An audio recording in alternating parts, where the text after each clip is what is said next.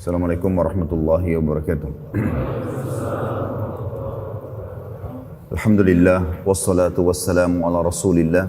Segala puji bagi Allah subhanahu wa ta'ala, juga salawat dan taslim kepada Nabi besar Muhammad sallallahu alaihi wa sahbihi wasallam. Melanjutkan bahasan sirah nabawi, dan ini adalah bahasan-bahasan penutup dalam kajian sirah kita. Semoga Allah subhanahu wa ta'ala berkahi. Dan kita akan memasuk insyaAllah ke kisah wafatnya Nabi alaihi salatu wassalam. Salah satu masalah dan musibah terbesar bagi umat manusia, bukan cuma umat Islam, dengan perginya Nabi alaihi salatu wassalam. Tapi alhamdulillah agama telah disempurnakan oleh Allah subhanahu wa ta'ala. Sebelum saya masuk ke masalah ini, tadi dalam bahasan kita di pagi hari, masalah haji wada'nya Nabi alaihi salatu wassalam, ada ayat-ayat Al-Quran yang berbicara masalah haji yang belum saya bahas, dan saya akan bacakan dulu beberapa ayat dalam surah Al-Baqarah, karena memang itu berhubungan sekali dengan bahasan hajinya Nabi alaihi salatu wassalam. Yaitu surah Al-Baqarah, surah nomor 2 ayat 196. Dimulai dari 196. A'udzu billahi minasyaitonir rajim. Bismillahirrahmanirrahim. Wa atimmul hajja wal umrata lillah. Fa in uhsirtum famastaysara minal hadi. ولا تحلقوا رؤوسكم حتى يبلغ الهدي محله فمن كان منكم مريضا أو به أذى من رأسه ففدية من صيام أو صدقة أو نسك فإذا أمنتم فمن تمتع بالعمرة إلى الحج فما استيسر من الهدي ومن لم يجد فصيام 3 أيام في الحج و7 إذا رجعتم تلك 10 كاملة ذلك لمن لم يكن أهله حاضر المسجد الحرام wattaqullaha wa'lamu annallaha syadidul iqab. Yang artinya itu ayat 196-nya, dan sempurnakanlah ibadah haji dan umrah karena Allah, dan jika kamu terkepung atau terhalang oleh musuh atau karena sakit, maka sembelihlah korban yang mudah didapat agar bisa membuka kain ihram dan pulang ke negara masing-masing, dan jangan kamu mencukur kepalamu sebelum korban sampai di tempat penyembelihannya. Jika ada di antara kamu yang sakit atau ada gangguan di kepalanya, lalu ia bercukur. Karena orang kalau menggunakan ihram, tadi saya jelaskan di pagi hari, tidak boleh dia mencabut bulu di badannya, tidak boleh memotong kuku, tidak boleh pakai wangi-wangian kalau sudah niat ihram, sudah niat haji atau umrah. Maka kalaupun dia sampai mencukur rambutnya, maka dia harus berfidyah, yaitu berpuasa atau bersedekah atau berkorban. Apabila kamu telah merasa aman, tidak ada lagi musuh yang akan menahanmu untuk pergi haji atau umrah, maka barang siapa yang ingin mengerjakan umrah sebelum haji, di dalam bulan haji, wajiblah ia menyembelih korban yang mudah didapat. Tapi jika ia tidak menemukan binatang korban atau tidak mampu, maka wajib berpuasa 3 hari dalam masa haji dan 7 hari apabila kamu kembali dari haji itu, maksudnya di negara masing-masing. Itulah 10 hari yang sempurna. Demikian itu kewajiban membayar fidyah bagi orang-orang yang keluarganya tidak ada di sekitar Masjidil Haram atau orang-orang yang bukan penduduk kota Mekah. Dan bertakwalah kepada Allah dan ketahuilah bahwasanya Allah sangat keras siksaannya. Tentu rentetan haji sudah saya jelaskan rincian dari tanggal 8 sampai tanggal 13 di pagi tadi. Dan ini adalah penguat dan penjelas daripada apa yang kita paparkan tentang haji Nabi alaihi salatu wassalam.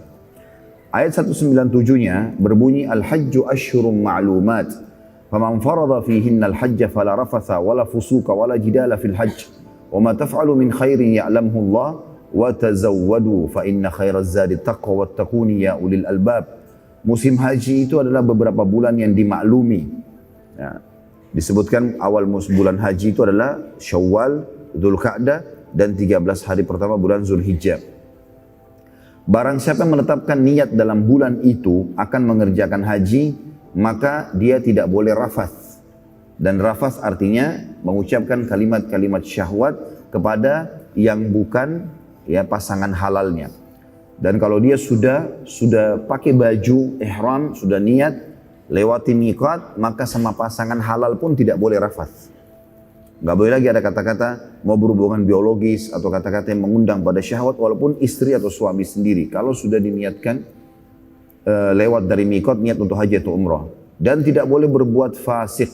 Apapun perbuatan maksiat namanya fasik. Ya, lebih cenderung kepada pegangan fisik kayak salaman, pelukan, ciuman. Ya. Dan tidak boleh berbantah-bantahan di dalam masa mengerjakan haji. Tentu ini dijelaskan juga dalam hadis Bukhari ya. Siapa yang haji dia tidak rafath, tidak fusuk, tidak jidal, berdebat-debat, maka dia akan pulang dari haji seperti baru dilahirkan oleh ibunya. Ya. Dan apa yang kamu kerjakan berupa kebaikan, niscaya Allah mengetahuinya. Dan berbekallah untuk kebahagiaan dunia akhiratmu, dan ketahuilah sebaik-baik bekal adalah ketakwaan. Dan bertakwalah kepadaku hai orang-orang yang berakal. Dan makna takwa sudah kita jelaskan juga tadi pagi adalah patuh. Mengerjakan semua perintah Allah tanpa memilah yang wajib ataupun sunnah dan meninggalkan semua larangan baik itu haram ataupun makruh. Ayat 198-nya, "Laisa 'alaikum junahun an tabtagu fadlan min rabbikum, fa idza afattum min arafatin fadhkurullaha 'indal masy'aril haram, wadhkuruhu kama hadakum wa in kuntum min qablihi laminadh dhallin." Tidak ada dosa bagi kalian untuk mencari karunia atau rezeki hasil perniagaan dari Tuhanmu. Maka apabila kamu telah bertolak dari Arafah, dan itu sudah dijelaskan ya, Arafah pada pagi hari tanggal 9. Berzikirlah kepada Allah di Masy'aril Haram. Yang dimaksud adalah Muzdalifah, ya, Mina. Dan berzikirlah dengan menyebut nama Allah sebagaimana yang ditunjukkannya kepadamu, sesuai dengan yang disyariatkan saja. Dan sungguhnya kamu sebelum itu benar-benar termasuk orang-orang yang sesat. Kalian tidak mengerti masalah itu. Tapi dengan turun syariat maka kalian jadi mengerti. 199, "Tsumma afidu min haitsu afadhan nasu wastaghfirullah innallaha ghafurur rahim." Kemudian bertolaklah kamu dari tempat bertolaknya orang-orang yang banyak. Maksudnya dari Arafah menuju ke Muzdalifah. Sudah kita paparkan tadi pagi, kalau Arafah pagi hari dari waktu duha, Nabi SAW masuk di Arafah kemudian sampai maghrib. Dan beliau menjamak qasar, takdim, sholat duhur asar. Kemudian isyaknya dan maghrib dan isyaknya dijamak takhir di Muzdalifah. Dan ini Allah sebutkan di 199 Al-Baqarah. Kemudian bertolaklah kamu setelah selesai terbenam matahari maghrib dari Arafah dan mohonlah ampunan kepada Allah, sungguhnya Allah Maha Pengampun lagi Maha Penyayang. Ayat 200-nya, فَإِذَا قَضَيْتُمْ مَنَاسِكَكُمْ فَاذْكُرُوا اللَّهَ كَذِكْرِكُمْ آبَاءَكُمْ أَوْ أَشَدَّ ذِكْرًا فَمِنَ النَّاسِ مَنْ يَقُولُ رَبَّنَا آتِنَا فِي الدُّنْيَا وَمَا لَهُ فِي الْآخِرَةِ مِنْ خَلَاقٍ. Apabila kalian atau kamu telah menyelesaikan ibadah hajimu, maka berzikirlah dengan menyebut Allah sebagaimana kamu menyebut-nyebut atau membangga-banggakan nenek moyangmu. Jadi maksudnya terus berzikir, terus jadikan sebagai bahan ya keutamaan atau bahan yang selalu dikejar pada saat mengucapkan sesuatu. Selalu zikrullah dan bersyukur. Dan bahkan berzikirlah lebih banyak lagi dari itu. Maka di antara manusia ada yang hanya berdoa di musim haji, ya Tuhan kami berikanlah kami kebaikan di dunia tanpa meminta akhirat. Maka baginya bagiannya dan tidak ada bagian-bagiannya di akhirat nanti. Allah akan kasih kalau cuma minta dunia. Tapi yang dianjurkan adalah meminta dunia dan akhirat. Ayat 201-nya, wa minhum may yaqulu rabbana atina fid dunya hasanatan wa fil akhirati hasanatan wa qina adzabannar. Dan ada juga di antara mereka yang haji itu berdoa mengatakan, ya Tuhan kami berilah kami kebaikan di dunia dan kebaikan di akhirat dan peliharalah kami dari siksa neraka.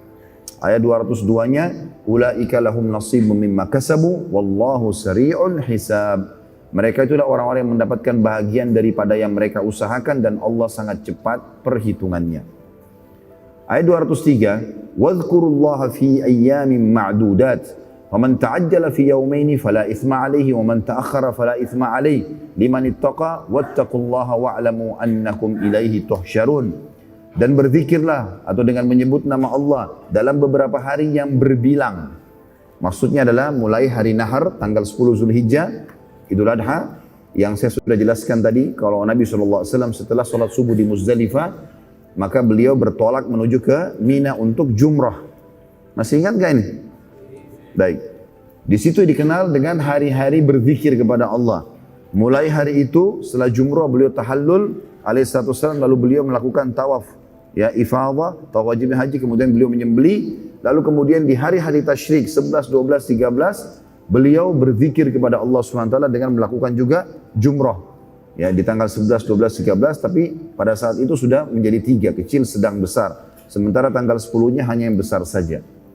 Allah mengatakan dan berzikirlah dengan menyebut Allah dalam beberapa hari yang berbilang, barang siapa yang ingin cepat ya, berangkat dari Mina setelah 2 hari, maksudnya tanggal 12 Zulhijjah, maka tidak ada dosa baginya. Saya juga sudah jelaskan ini di Indonesia diistilahkan dengan nafar awal. Ya. Tanggal 12 Zulhijjah, mereka yang sudah mau keluar dari Mina, boleh. Dan Barang siapa yang ingin menangguhkan keberangkatannya dari 2 hari itu sampai tanggal 13, maka tidak ada dosa pula baginya, dan itu bagi orang yang bertakwa. Artinya pahalanya lebih besar. Dan bertakwalah kepada Allah, ketahuilah bahwasanya kamu akan dikumpulkan kepadanya. Jadi ayat-ayat ini berbicara tentang masalah haji tentunya, melengkapkan bahasan kita sebelumnya karena saya belum sempat membacakan tadi pagi ayat-ayat ini. Juga ada poin penting tentang pelajaran haji wada. Pelajaran penting dari kejadian haji wada. Yang pertama, wajibnya haji bagi setiap muslim yang mampu. Karena dimasukkan dalam salah satu rukun Islam. Dan Nabi SAW mencontohkannya secara langsung. Walaupun ini haji pertama dan haji terakhir baginda Nabi SAW. Kita sudah tahu ini kewajiban tentunya. Dan cukup banyak hadis Bukhari Muslim yang menjelaskan masalah itu. Di antaranya Islam berdiri di atas 5 dasar. Syahadat, sholat, puasa Ramadan, zakat dan juga haji bagi yang mampu. Maka ini tentu ibadah yang sangat ditekankan. Ini pelajaran pertama dari haji wada Nabi SAW. Yang kedua, tersempurnakannya agama Islam di haji wada itu. Sebagaimana sudah kita jelaskan turun surah Al-Ma'idah ayat berapa?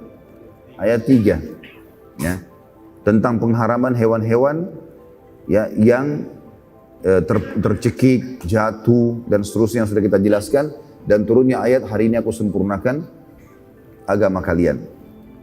Ini yang kedua, tentang sempurnanya agama Islam. Yang ketiga, padatnya wasiat Nabi SAW, dan sudah kita rincikan ya, khutbah Nabi SAW di Namirah, di Arafah.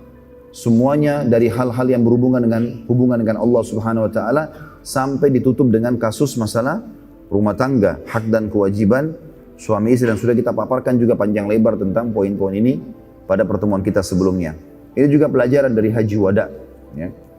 Yang keempat yang diambil pelajaran di sini adalah setelah pulang dari haji wada, Nabi SAW masuk dalam proses kematian dengan sakit. Dan ini juga sudah diambil dari khutbah beliau sendiri di Namirah, yang beliau mengatakan di awal khutbahnya setelah memuji Allah Subhanahu wa taala dan juga salawat untuk diri beliau sallallahu alaihi wasallam, beliau mengatakan, wahai manusia, dengarkanlah baik-baik karena aku tidak akan menemui kalian lagi setelah tahun ini di tempatku ini. Ya, artinya aku tidak akan sampai di musim haji tahun depan. Ya, dan ini juga penyampaian Nabi SAW tentang wafat. Dan tentu wafatnya Nabi SAW berarti tentu risalah langit sudah sempurna. Ya, dan ini yang menyebabkan Abu Bakar radhiyallahu anhu menangis, sebagaimana akan kita jelaskan nanti. Ini pelajaran-pelajaran penting dari masalah haji wada. Sekarang kita masuk teman-teman sekalian ke kisah yang agung sekali tentang wafatnya manusia terbaik, pilihan Allah Subhanahu wa taala, pemimpin anak Adam, ya, baik di dunia maupun di akhirat nantinya. Dan beruntunglah kita menjadi pengikut manusia terbaik ini. Malam hari dari hari pembentukan pasukan Usama bin Zaid, saya sudah jelaskan juga di akhir penutupan ceramah kita tadi pagi, bahwasanya waktu Nabi SAW pulang awal bulan Muharram ke Madinah, maka beliau tidak ada kegiatan apa-apa, tapi awal bulan Safar, bulan kedua, beliau membentuk pasukan untuk menyerang wilayah mana? Hah? Ada yang ingat gak? Hah? Apa nama wilayahnya? Hah? Siapa yang nyaut tuh? Coba. Hah? Balikpapan.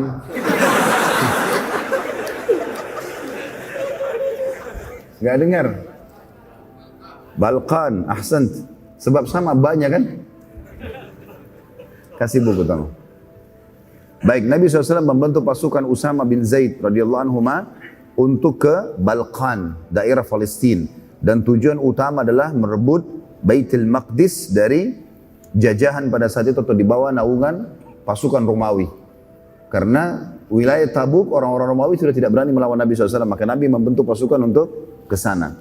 Dan sudah kita jelaskan juga hadis terakhir penyebutan Nabi SAW masalah itu, pada saat beberapa sahabat ada yang sempat ya bukan memprotes tapi mengatakan, bagaimana bisa di dalam pasukan ada Abu Bakar, ada Umar, ada Uthman, ada Ali, ada Talha, ada Zubair, ada sahabat-sahabat mulia senior semua. Lalu dipimpin pasukan perang oleh Usama bin Zaid yang umurnya masih 18 tahun pada saat itu. Maka Nabi SAW pun bersabda pada saat itu, telah sampai berita kepadaku begini dan begitu, ketahuilah Usama sama dengan ayahnya. Zaid layak untuk memimpin pasukan. Maka pada malam itu, tentu pasukan Usama bin Zaid sudah disuruh keluar oleh Nabi SAW. Begitu keluar dari kota Madinah, mereka berkemah di luar kota Madinah. Dan termasuk sunnah Nabi SAW, beliau selalu keluar dari kota Madinah dan belum berapa jauh dari Madinah, beliau istirahat dulu. Dan sering kali beliau menjamak sholat di luar Madinah. Maka pasukan Usama pun sampai di situ. Di malam itu, di bulan Safar, pada saat pasukan Usama bin Zaid diutus oleh Nabi SAW keluar dari Madinah, maka Nabi SAW berkata kepada Abu Muwaidah. Abu Muwaidah ini adalah salah satu mantan budak Nabi SAW. Jadi disilakan Abu Muwaidah maulan Nabi SAW. Orang ini sering kali menemani Nabi SAW di akhir hidupnya. Dan pada saat itu Nabi SAW sedang berdua dengannya dan dia meriwayatkan hadis radhiyallahu anhu mengatakan bahwasanya Nabi SAW berkata kepadaku di malam itu, aku ingin mengunjungi kuburan Baqi, kuburan para sahabat yang berada dekat masjid Nabi SAW yang sangat masyhur dan kita dianjurkan untuk menziarahi kuburan Baqi kalau kita sedang ada, karena Nabi SAW merutinkan menziarahi Baqi ya seringkali dalam satu pekan 2 kali. Dan ini malam beliau mengutus pasukan Usama berkata kepada Abu Muwaidah, aku ingin mengunjungi kuburan Baqi dan memohon ampun kepada Allah untuk mereka. Dan ini juga keluar sunnah kita mendoakan agar orang yang sudah mati pada saat kita ziarah kubur agar diampuni dosa-dosanya. Pada saat tiba di Baqi, Rasulullah SAW berdoa kebaikan dan rahmat untuk penghuni Baqi serta memohon ampun untuk mereka. Lalu beliau berkata kepada Abu Muwaidah, sungguh wahai Abu Muwaidah, fitnah sudah datang. Fitnah sudah datang. Artinya aku ini sebentar lagi akan mati. Gak ada yang memimpin umat ini. Maka masing-masing harus dengan akal sehatnya memimpin sesuai dengan hukum nih. Fitnah telah datang. Riwayat lain, Nabi SAW naik ke atas sebuah batu lalu mengatakan, sungguh aku diperlihatkan fitnah berada di pintu-pintu rumah kalian di setiap rumah di Madinah. Lalu Nabi SAW menghadap ke arah kuburan Baqi seraya berkata, sungguh kegembiraan buat kalian, syukur kalian mati gitu, ya, lebih dulu karena fitnah telah datang. Artinya kalau kalian tidak meninggal, kemudian kalian hadapi fitnah-fitnah ini, ya seperti kasus terjadi fitnah pembunuhan Uthman bin Affan, nanti pembunuhan Ali bin Abi Thalib, gitu kan? Terjadinya peperangan-peperangan di antara para sahabat, ada fitnah, gitu. Maka berita gembira buat kalian karena fitnah telah datang. Kalian sudah mendahului masalah itu. Lalu beliau berkata lagi kepada Abu Muwaidah, wahai Abu Muwaidah, sungguh aku telah diberi pilihan. Aku menguasai seluruh bumi dan perbendaharaannya. Lalu aku masuk surga dengan aku menemui Tuhanku dan aku masuk surga. Ini pilihan yang luar biasa. Artinya Nabi SAW dikasih pilihan pada malam itu. Jibril AS turun di Baqi dan berkata, Tuhanmu hai Muhammad memberikan kepadamu kesempatan untuk hidup sampai hari kiamat. Kekal. Mati nanti tapi hari kiamat. Sekarang dipanjangkan umur kamu. Jadi bukan 1000 tahun, bukan selamanya sampai hari kiamat. Terjadi kiamat baru meninggal. Dan menguasai dunia, jadi pemimpin. Serta seluruh perbendaharaannya, seluruh kekayaan dunia di tanganmu. Kamu raja. Tidak ada lagi yang bisa mengalahkan. Dikasih pilihan. Dan kalau mati masuk surga. Jadi dunia dan akhirat didapatkan. Dan sekarang kamu meninggal, lalu kamu akan bertemu dengan Tuhanmu dan masuk surga. Kata Nabi SAW, sungguh wahai Abu Muwaidah, aku telah diberikan pilihan oleh Tuhanku Allah ya, untuk memimpin bumi ini dan seluruh perbendaharaannya. Dan aku nanti masuk surga kalau aku meninggal, dengan aku bertemu dengan Tuhanku meninggal sekarang, dan aku masuk surga. Dan ini pelajaran teman-teman sekalian, bagaimana Nabi SAW tidak menginginkan dunia ini. Ya, beliau dijanjikan akan jadi raja, menguasai seluruh dunia dan hidup panjang umurnya, memimpin umat ini pun, kemudian juga mati masuk surga. Dan meninggal lalu bertemu dengan Allah. Maka Nabi SAW memilih untuk meninggal. Abu Muwaidah sempat berkata radhiyallahu anhu, kalau begitu wahai utusan Allah, pilihlah kami. Jangan anda meninggal, biarkan anda memimpin kami. Maka Nabi SAW menjawab, tidak wahai Abu Muwaidah, tidak sama sekali. Tetapi aku mendahulukan pertemuan dengan Tuhanku dan surga. Ya. Jadi Nabi SAW mendahulukan akhirat. Ini pelajaran buat kita sebagai seorang muslim. Seorang muslim tidak perlu takut mati. Dia memang malah menunggu kematian. Karena kematian pintu menuju kepada kehidupan abadinya. Jadi jangan terbalik ikhwan dan akhwat sekalian. Rahimani rahimakumullah. Karena kita kebanyakan terbawa dengan arus cinta dunia, ketakutan kalau kita meninggal. Enggak.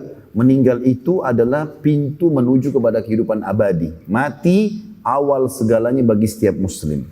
Ya, dan dia bukan akhir segalanya. Banyak orang menganggap kalau meninggal berarti akhir segalanya. Tidak, justru awal segalanya. Karena akan abadi. Dan dia akan mendapatkan amal-amal soleh yang sudah pernah dilakukan. Ya, dia juga akan mendapatkan janji-janji Allah dan hidup abadi. Bertemu dengan Nabi SAW, bertemu dengan orang-orang soleh sebelum kita, bertemu dengan para malaikat, ya, melihat Tuhannya, Allah Azza wa Jalla. Dan itu harus melalui proses kematian dulu. Gak mungkin tidak. Kecuali kalau dia orang orang kafir, musyrik, ataupun orang munafik. Termasuk orang fasik, kalau banyak maksiat juga ini bermasalah buat dia. Tapi dia masih bisa selamat nanti setelah dibersihkan dosa-dosanya di neraka. Tapi kalau orang musyrik, munafik, dan kafir, ini adalah mati akhir segalanya buat dia. Karena tidak ada lagi cara untuk memperbaiki ya kesalahan-kesalahannya kalau dia sudah meninggal. Maka pada saat itu Nabi SAW waktu mengatakan aku memilih Tuhanku dan surga. Setelah itu Nabi SAW balik bersama Abu Ubaidah. Begitu tiba di rumah Nabi SAW mulailah beliau merasakan sakit kepala. Ya. Dan beliau merasa sakit kepala yang luar biasa pada saat itu. Dan waktu masuk ke dalam rumah, dalam hadis Bukhari Muslim dijelaskan, maka Nabi SAW begitu masuk mengucapkan salam di rumah Aisyah radhiyallahu anha. Aisyah pertama sekali melihat Nabi mengatakan, kepalaku sakit ya Rasulullah. Maka kata Nabi SAW, tidak wahai Aisyah, aku yang sebenarnya sedang sakit kepala. Ya. Maka Aisyah berkata, wahai utusan Allah, apakah anda juga merasakan sakit sebagaimana kami merasakannya? Kata Nabi SAW, iya. Bahkan kami, kalangan para nabi, merasakan 2 kali lipat dari apa yang dirasakan oleh 2 laki-laki di antara kalian. Jadi kalau misalnya demam kita itu 40 derajat itu sudah sangat panas. Maka Nabi SAW 80. Gitu kan? Jadi double dari penyakit itu. Dalam sebuah riwayat Bukhari, pernah ada seorang sahabat datang mengunjungi Nabi SAW di hari sakitnya beliau, lalu memegang dahi Nabi SAW karena panasnya. Maka dia mengatakan, aku tidak mampu untuk memegang dahi Nabi SAW karena panasnya. Lalu aku mengatakan, ya Rasulullah, sungguh anda telah ditimpa demam yang tidak normal, tidak biasanya. Sangat luar biasa, seperti api panasnya. Nah, kata Nabi SAW, benar. Karena kami akan diberikan cobaan 2 kali dari yang diberikan cobaan kepada kalian. Para nabi-nabi maksudnya. Lalu sahabat itu bertanya, ya Rasulullah, bagaimana dengan, apakah itu berarti anda dapat double pahala juga? Kata Nabi SAW, iya. Ya, kami akan mendapatkan itu. Lalu sahabat ini bertanya, ya Rasulullah, lalu siapakah ya orang yang paling berat cobaannya? Kata Nabi SAW, para nabi-nabi. Lalu datang orang-orang beriman yang mendekati iman para nabi, lalu seterusnya seperti itu. Maka cobaan akan datang sesuai dengan kadar keimanan seseorang. Nabi SAW waktu itu meminta agar mengunjungi para istri-istri beliau. Dan pada saat tiba di rumah Maimunah radhiyallahu anha, beliau sudah tidak mampu lagi SAW melanjutkan perjalanan karena sakit kepala dan demam yang sangat panas. Ya. Lalu Nabi SAW meminta agar seluruh istri beliau radhiyallahu anhunna ummahatil mu'minin dikumpulkan. Lalu beliau menyampaikan kalau minta izin agar dirawat di rumah Aisyah radhiyallahu anha. Nah, dan ini juga teman-teman sekalian khusus bagi orang yang ya melakukan poligami dalam hidup ini, menjalankan sunnah Nabi SAW, maka mereka harus tahu tentang hak-hak istrinya termasuk masalah mabit atau menginap. Maka dia memberikan hak itu kepada istrinya. Kalaupun dia mengambil malam itu, maka dia bisa menggantikan dengan malam lain atau dia bisa pamit baik-baik untuk ya melepaskan hak itu ya supaya dia tidak dihisap oleh Allah SWT pada hari kiamat. Dan ini menandakan juga pelajaran penting bagaimana Nabi SAW sangat perhatian dengan kewajiban yang Allah Subhanahu Wa Taala telah perintahkan, yaitu berlaku adil di antara para istri beliau. Bukan tentu seperti sebagian orang ya, ada orang merusak citra poligami ini. Karena mereka begitu menikah dengan wanita yang baru, pernikahan baru mungkin lebih mudah, maka mereka melupakan istri yang sudah tua. Ya. Dan ini tidak boleh dalam agama Islam. Nabi SAW menunjukkan masa bahkan Ummu Salamah radhiyallahu anha umurnya tua, tapi Nabi SAW tetap memberikan haknya. Waktu itu Nabi SAW karena demam, sakit kepala ditopang oleh Fadl bin Abbas bin Abdul Muttalib dan Ali bin Abi Thalib radhiyallahu anhum ajma'in. Ya, Fadl ini anaknya Abbas, sepupu Nabi SAW. Lalu kata Fadl dalam riwayat Bukhari, sungguh kaki Nabi SAW terseret di tanah karena sudah tidak mampu mengangkatnya saat dibawa menuju ke rumah Aisyah radhiyallahu anha. Di saat letih, sangat demam, sakit. Sahabat yang meriwayatkan hadis ini berkata, Nabi SAW ditimpa demam yang sangat berat. Sampai saat aku meletakkan telapak tanganku pada dahi beliau SAW, aku benar-benar tidak bisa tahan panasnya. Dan Nabi SAW sampai pingsan karena demam itu. Saat Nabi SAW sadar, beliau SAW meminta agar didatangkan 7 kendi air dari sumur. Lalu beliau minta para sahabat mengguyurkan air sumur tersebut ke tubuh beliau SAW agar meringankan demam yang beliau SAW rasakan. Ya, tentu ini ada hadis lain ya. Hadis sahih juga yang Nabi SAW mengatakan sungguhnya demam itu dari panasnya atau tiupan panasnya api neraka. Maka dinginkanlah dengan air. Nah, kita kadang-kadang kalau demam malah takut kena air. Ya. Padahal sunnah Nabi SAW justru pada saat itu dianjurkan mandi. Ya. Tentu juga dengan air yang hangat. Ya, bukan berarti air yang dingin. Maka Nabi SAW waktu itu minta diguyurkan air dan diguyurlah air tersebut. Pada saat mau dituang sudah sampai kurang lebih kendi yang kelima. Maka Nabi SAW mengatakan cukuplah. Karena beliau sudah tidak tahan lagi. Ya, karena panas dan bertemu dengan air tersebut. Nabi SAW terus saja berusaha mengimami sholat sampai tiba hari ke-15 dari bulan Rabiul Awal. Selepas sholat asar pada hari Jumat, beliau SAW naik ke atas mimbar sambil duduk khutbah yang dikenal dengan khutbah kematian. Beliau SAW memuji Allah sebagaimana layak ia dipuji. Lalu beliau SAW membacakan salawat untuk diri beliau alaihissalam. Ya. Lalu beliau bersabda, wahai manusia, sungguh aku memuji Allah di hadapan kalian. Ketahuilah bahwa untukku waktuku, bahwa waktuku bersama kalian tinggal beberapa saat lagi. Maka barang siapa yang telah aku sakiti punggungnya, maka ini punggungku pukullah. Siapapun yang sudah aku rusak kehormatannya, maka ini kehormatanku balaslah. Barang siapa yang telah aku ambil hartanya, maka ini hartaku dia boleh ambil semaunya sesuai haknya. Dan tidak boleh ada satupun yang menahannya dari kerabatku, karena ini atau itu sama sekali bukan dari akhlakku. Ketahuilah, orang yang paling aku cintai di antara kalian, yang memiliki harta pada hari ini, lalu kemudian dia mengambilnya dariku. Dan ini pelajaran penting teman-teman sekalian, bagaimana Nabi SAW ingin melepaskan dari hisab pada hari kiamat. Kita harus tahu hubungan dosa kita dengan Sang Pencipta Allah Subhanahu wa taala. Allah Maha Pengampun. Allah Maha Pengasih, Maha Penyayang. Kita bertobat beristighfar dimaafkan oleh Allah. Asal dengan ikhlas, dengan benar diterima. Seperti Imam Nawawi mengatakan orang berdosa taubat kepada Allah dengan 3 syarat, meninggalkan dosa itu seketika, menyesali janji sama Allah tidak mengulangi, maka akan diterima. Tapi ada dosa yang Allah membiarkan itu adalah hak makhluk. Kalau kita dosa dengan makhluk, seperti menggunjing, memfitnah, ya, apa sajalah, mencuri, memukul, menzalimi, mengambil haknya orang lain. Ini Allah SWT berikan kebebasan pemilik hak untuk menyelesaikannya. Maka ini harus taubat nasuha kepada Allah dan juga mengembalikan hak orang tersebut. Maka Nabi SAW ingatkan di sini, sebelum meninggal beliau mengatakan, siapa yang punya hak ambil. Bahkan orang yang menuntut dari saya sekarang adalah orang yang paling aku cintai.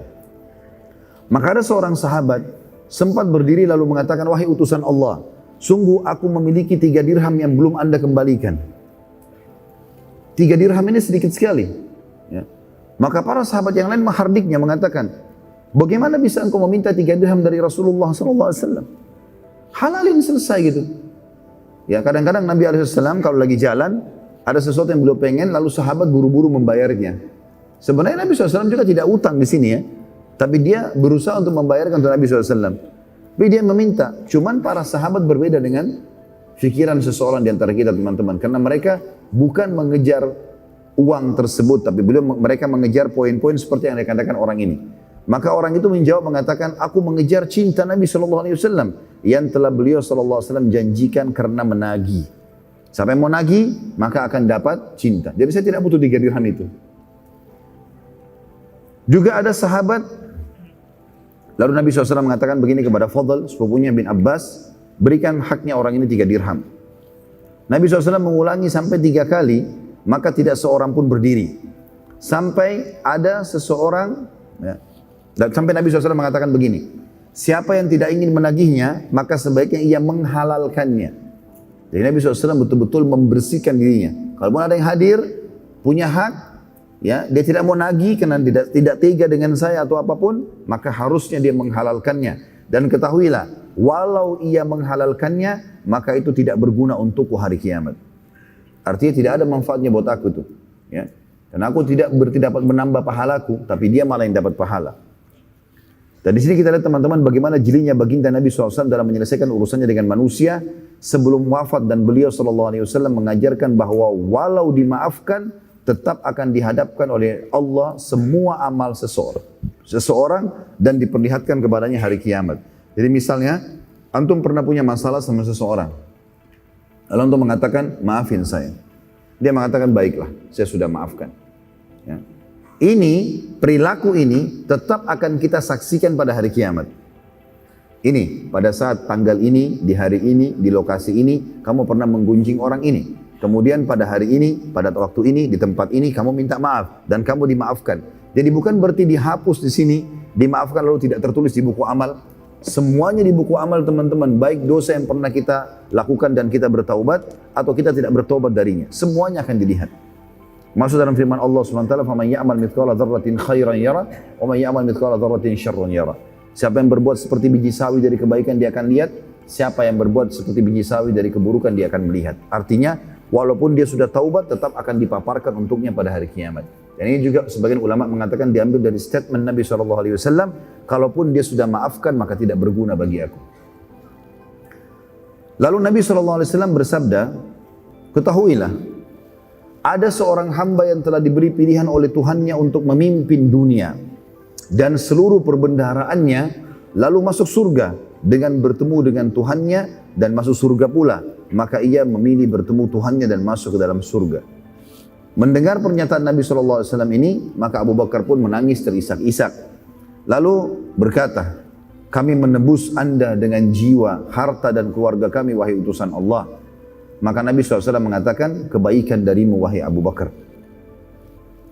Lalu pada saat itu Nabi SAW mewasiatkan wasiat penting di sini, karena dulu masjid Nabi SAW, kalau kita anggap kayak masjid ini misalnya, dulu waktu Nabi SAW masih hidup, ya, di awal-awal hijrah ke Madinah, sampai beliau pada saat menyampaikan di malam sakitnya ini, tembok-tembok masjid dempel dengan rumah-rumah sahabat. Bahkan banyak di antara mereka yang membuat lubang dari tembok masjid untuk bisa connect masuk ke dalam masjid langsung. Ya, sehingga mereka sangat dekat, mereka tinggal buka pintu langsung masuk masjid dan penuh. Semua masjid itu dikelilingi oleh rumah-rumah sahabat. Maka Nabi SAW mengatakan, tutuplah semua pintu-pintu yang menuju ke masjid. Gak boleh lagi ada, tembok masjid semua ditutup. Dari rumah-rumah yang menempel dengan masjid, kecuali pintu rumahnya Abu Bakar. Semua tidak boleh lagi, kecuali rumah Abu Bakar dan rumah Nabi SAW. Karena aku tidak menemukan persahabatan yang paling setia seperti Abu Bakar. Ini dikenal dengan istilah khawkha Abu Bakar, atau kamarnya Abu Bakar. Sampai sekarang ada ya, di sebelah Babus Salam, ya, kalau teman-teman tahu Babus Salam yang ada menara warna hijau di masjid Nabi SAW, bukan kubah hijau ya, kubah hijau itu beda, itu kuburan Nabi SAW, tapi Babus Salam lawan arahnya. Di belakang Babus Salam itu adalah khawkha Abu Bakar. Ya, ada 3 pintu sekarang kembar, dan dia kalau kita masuk kesannya kayak ada 2 tembok baru kita masuk ke dalam masjid Nabi SAW. Nah di antara 2 tembok itu dulu adalah dikenal dengan rumahnya Abu Bakar. Bila aku diizinkan menjadikan seseorang manusia sebagai kekasih pilihan, maka aku akan menjadikan Abu Bakar. Tetapi ia adalah sahabat dan teman dekatku. Dan ini juga menyebutkan tentang keutamaan Abu Bakar radhiyallahu anhu, di mana Nabi SAW walaupun sudah mau meninggal memastikan kalau ini adalah sahabat pilihanku. Nabi SAW lalu berbicara tentang Usama bin Zaid, seraya mengurangi sabda beliau, telah sampai kepadaku sebagian kalian mencela kedudukan Usama sebagai pemimpin perang yang telah aku pilih. Maka ketahuilah bahwa ia layak jadi pemimpin sebagaimana ayahnya menjadi pemimpin, atau Zaid bin Haritha. Nabi SAW lalu mewasiatkan kepada muslimin agar berperilaku baik kepada Ansar, orang-orang asli Madinah, seraya bersabda, berperilaku baiklah kepada kaum Ansar, karena manusia banyak yang menyimpang dari agama, sementara Ansar tidak pernah berubah. Dan ini teman-teman menandakan bahwasanya orang-orang asli Madinah yang turun-temurun sampai sekarang masih ada di Madinah, dari turunan Ansar, mereka adalah orang-orang yang berpegang teguh pada agama Nabi SAW. Dan ini keutamaan beliau. Bahkan ini tidak disebutkan kepada Quraisy, ya. Yang Nabi SAW dari situ. Beliau mengatakan, berperilaku baiklah dengan Ansar, bersangka baiklah, berteman baiklah, ya, bermuamalah dengan baiklah. Karena banyak manusia menyimpang dari agama sementara Ansar tidak akan berubah sampai hari kiamat nanti. Nabi SAW juga mewasiatkan muslimin, tentu Ansar ada dua suku ya, Aus dan Khazraj. Dan sekarang cukup banyak pecahan suku-suku di Madinah yang dari pecahan induk ini, Aus dan Khazraj ya. Kami mengenal banyak teman-teman dari Madinah waktu kami masih mahasiswa, memang suku-suku mereka pecahan dari dua suku ini. Dan Masya Allah memang dari akhlaknya, ya dari pendidikan, jalan pendidikan, muamalahnya itu bagus sekali orang-orang ini. Nabi SAW juga mewasiatkan agar muslimin berperilaku baik dengan para wanita seraya bersabda, aku wasiatkan dengan berbuat baik kepada para wanita, lindungi, didik, ya, kasihani dan maafkan. Itu makna daripada aku wasiatkan. Di sini maksudnya adalah ibu, istri, saudari, anak perempuan. Ini semua punya kedudukan di mata kaum muslimin. Harus dihormati, ya, dididik, dibantu, ya, dipenuhi kebutuhannya. Semuanya masuk dalam makna ini. Lalu pada saat itu Nabi SAW memasuki rumahnya. Dan beliau SAW memerintahkan agar pasukan Usamah bergerak, ya, dan berkemah di luar Madinah. Dan siapa yang ingin bergabung maka ia menyusul pasukan di luar Madinah. Dan pada saat itu penyakit Nabi SAW makin parah. Dan beliau SAW selama 3 hari tidak bisa banyak bergerak. Dan tidak bisa mengimami sholat. Dan saking parahnya sakitnya Nabi SAW sampai beliau tidak bisa berbicara. Ya, hilang suaranya Nabi SAW. Saat Usama mendengarkan kejadian tersebut, ya, pasukan Usama sudah jalan. Lalu kemudian berkemah di luar kota Madinah. Tapi pada saat mendengarkan kalau Nabi SAW sakitnya makin parah, maka dia pun sempat kembali ke Madinah. Kemudian masuk ke rumah Nabi SAW dan menunjuk dan melihat ke arah Nabi SAW. Ingin mendengar ada instruksi baru enggak? Dilarang pergi berperang atau melanjutkan peperangan. Nabi SAW karena tidak bisa ngomong, maka Usama mengatakan, aku melihat Nabi SAW memberikan isyarat kepadaku dengan telunjuk beliau dan memberikan isyarat ke langit. Berarti menandakan perintah yang aku perintahkan kepadamu adalah perintah Allah. Walaupun Nabi tidak bicara, jalan, jangan batalkan itu. Dan juga Usama mengatakan, aku tahu kalau Nabi SAW sedang mendoakanku. Setelah hari ketiga dari sakitnya Nabi SAW, beliau tidak bisa imami sholat, beliau pun sholat di atas ranjangnya. Maka beliau pun bersabda kepada Aisyah radhiyallahu anha yang pada saat itu sedang berdua dengan Nabi SAW. Hanya berdua di dalam kamar. Dan Nabi SAW sudah sangat lemah. Perintahkan agar Abu Bakar mengimami sholat. Maka pada saat itu Aisyah pun khawatir. Bila ia sampaikan sementara keadaan Nabi SAW sangat parah, maka nanti akan ada prasangka-prasangka dari orang-orang kalau ia mengarang-ngarang wasiat tersebut. Apalagi Abu Bakar posisinya adalah ayahnya. Berarti menggantikan posisi Nabi SAW sebagai pemimpin umat dan ia adalah anaknya Abu Bakar di sini. Aisyah berkata radhiyallahu anha, wahai utusan Allah, sungguh Abu Bakar orang yang lemah secara fisik. Hatinya pun, suaranya pun kecil. Dan dia suka sekali menangis. Hatinya sangat lembut. Maka coba pilihlah orang lain. Namun pada saat itu Nabi SAW pingsan. Ya, belum sempat menjawab, pingsan. Kemudian Nabi SAW bangun, lalu mengingatkan lagi Aisyah yang kedua kali. Apakah sudah kau jalankan titahku wahai Aisyah? Maka Aisyah mengatakan belum. Kata Nabi SAW, perintahkan agar Abu Bakar mengimami manusia sholat. Rupanya Aisyah mengulangi lagi perkataan yang sama. Ya Rasulullah, Abu Bakar orang yang lemah secara fisik. Suaranya pun akhirnya kecil. Artinya enggak semua masjid bisa dengar. Zaman dulu enggak ada pengeras suara. Dan juga hatinya sangat lembut, mudah nangis gitu.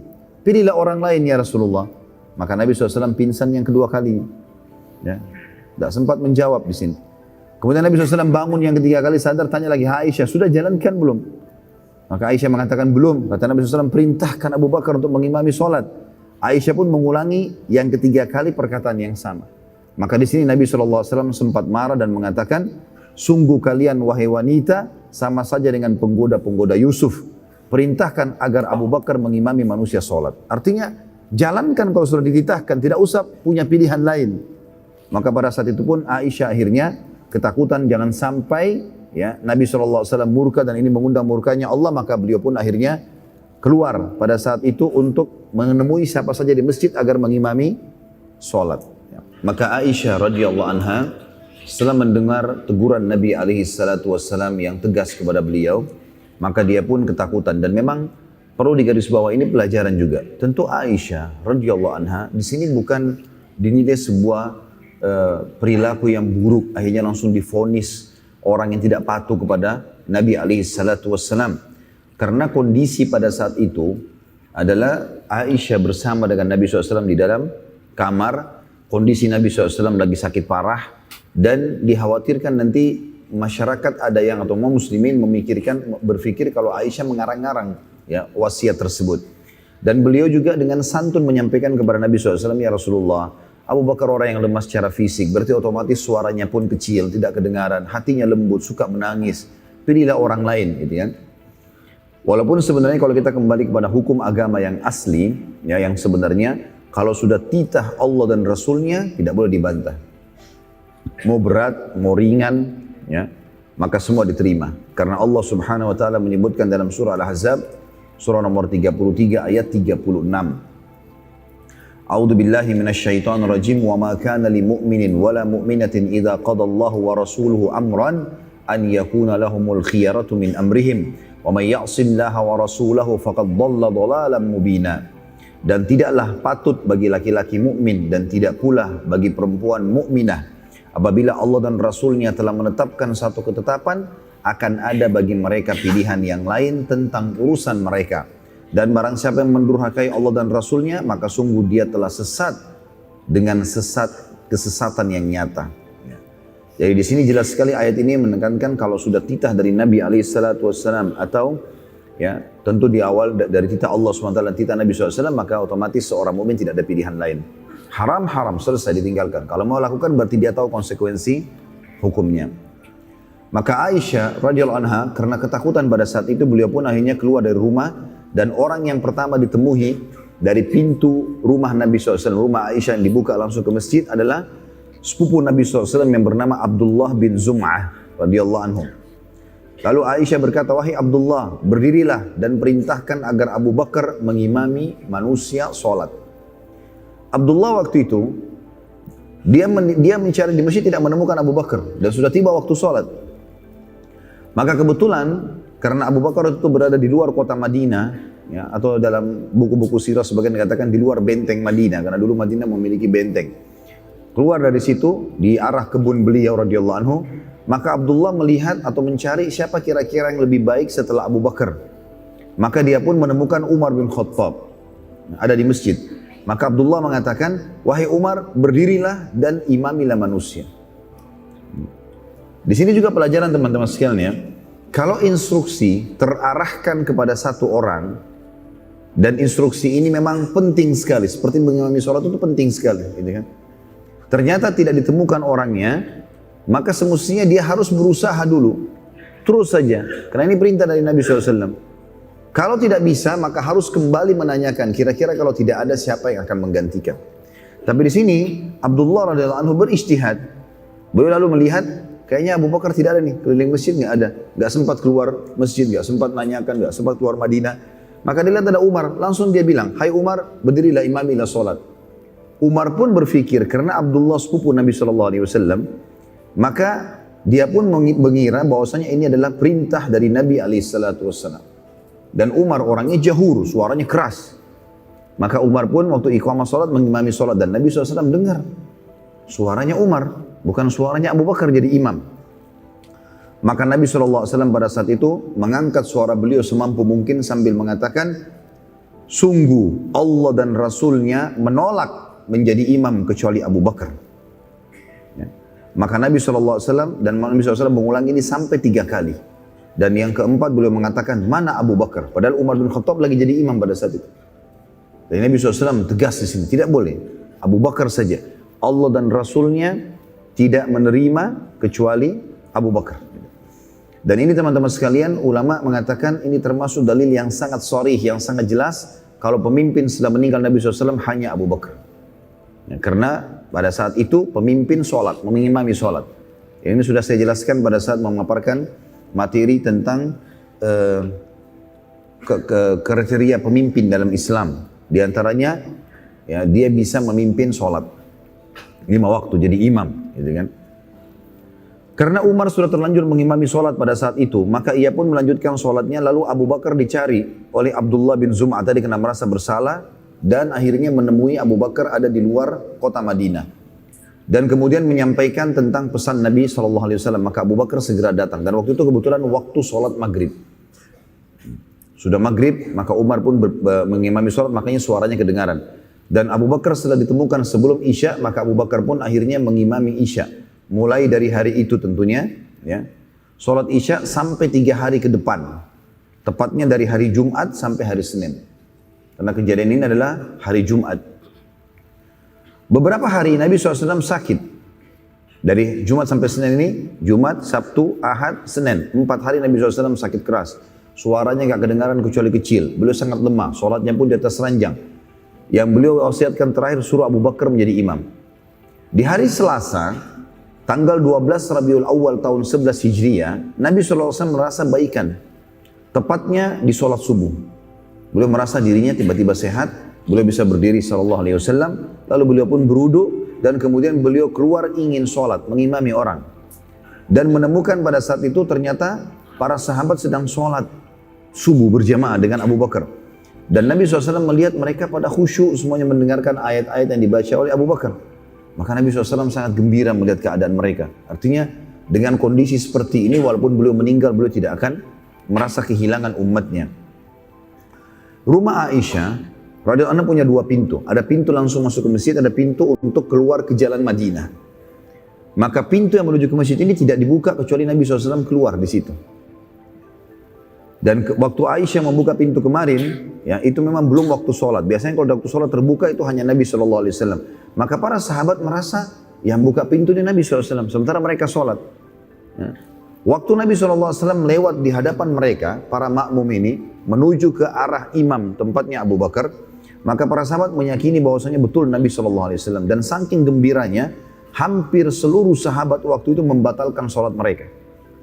Dan ingin menyalami Nabi SAW karena sudah sekian hari mereka merasa terganggu sekali. 4 hari nggak ada berita Nabi SAW. Perintahnya bahkan menyuruh Abu Bakar menggantikan jadi imam. Sakitnya sudah sangat parah. Beberapa sahabat yang keluar menyampaikan kalau Nabi SAW sudah sangat lemah, demamnya tinggi, ya sakit kepala dan seterusnya. Maka Nabi SAW pun jalan terus sampai ke sampingnya Abu Bakar. Abu Bakar pun merasa keberadaan Nabi SAW sementara sholat.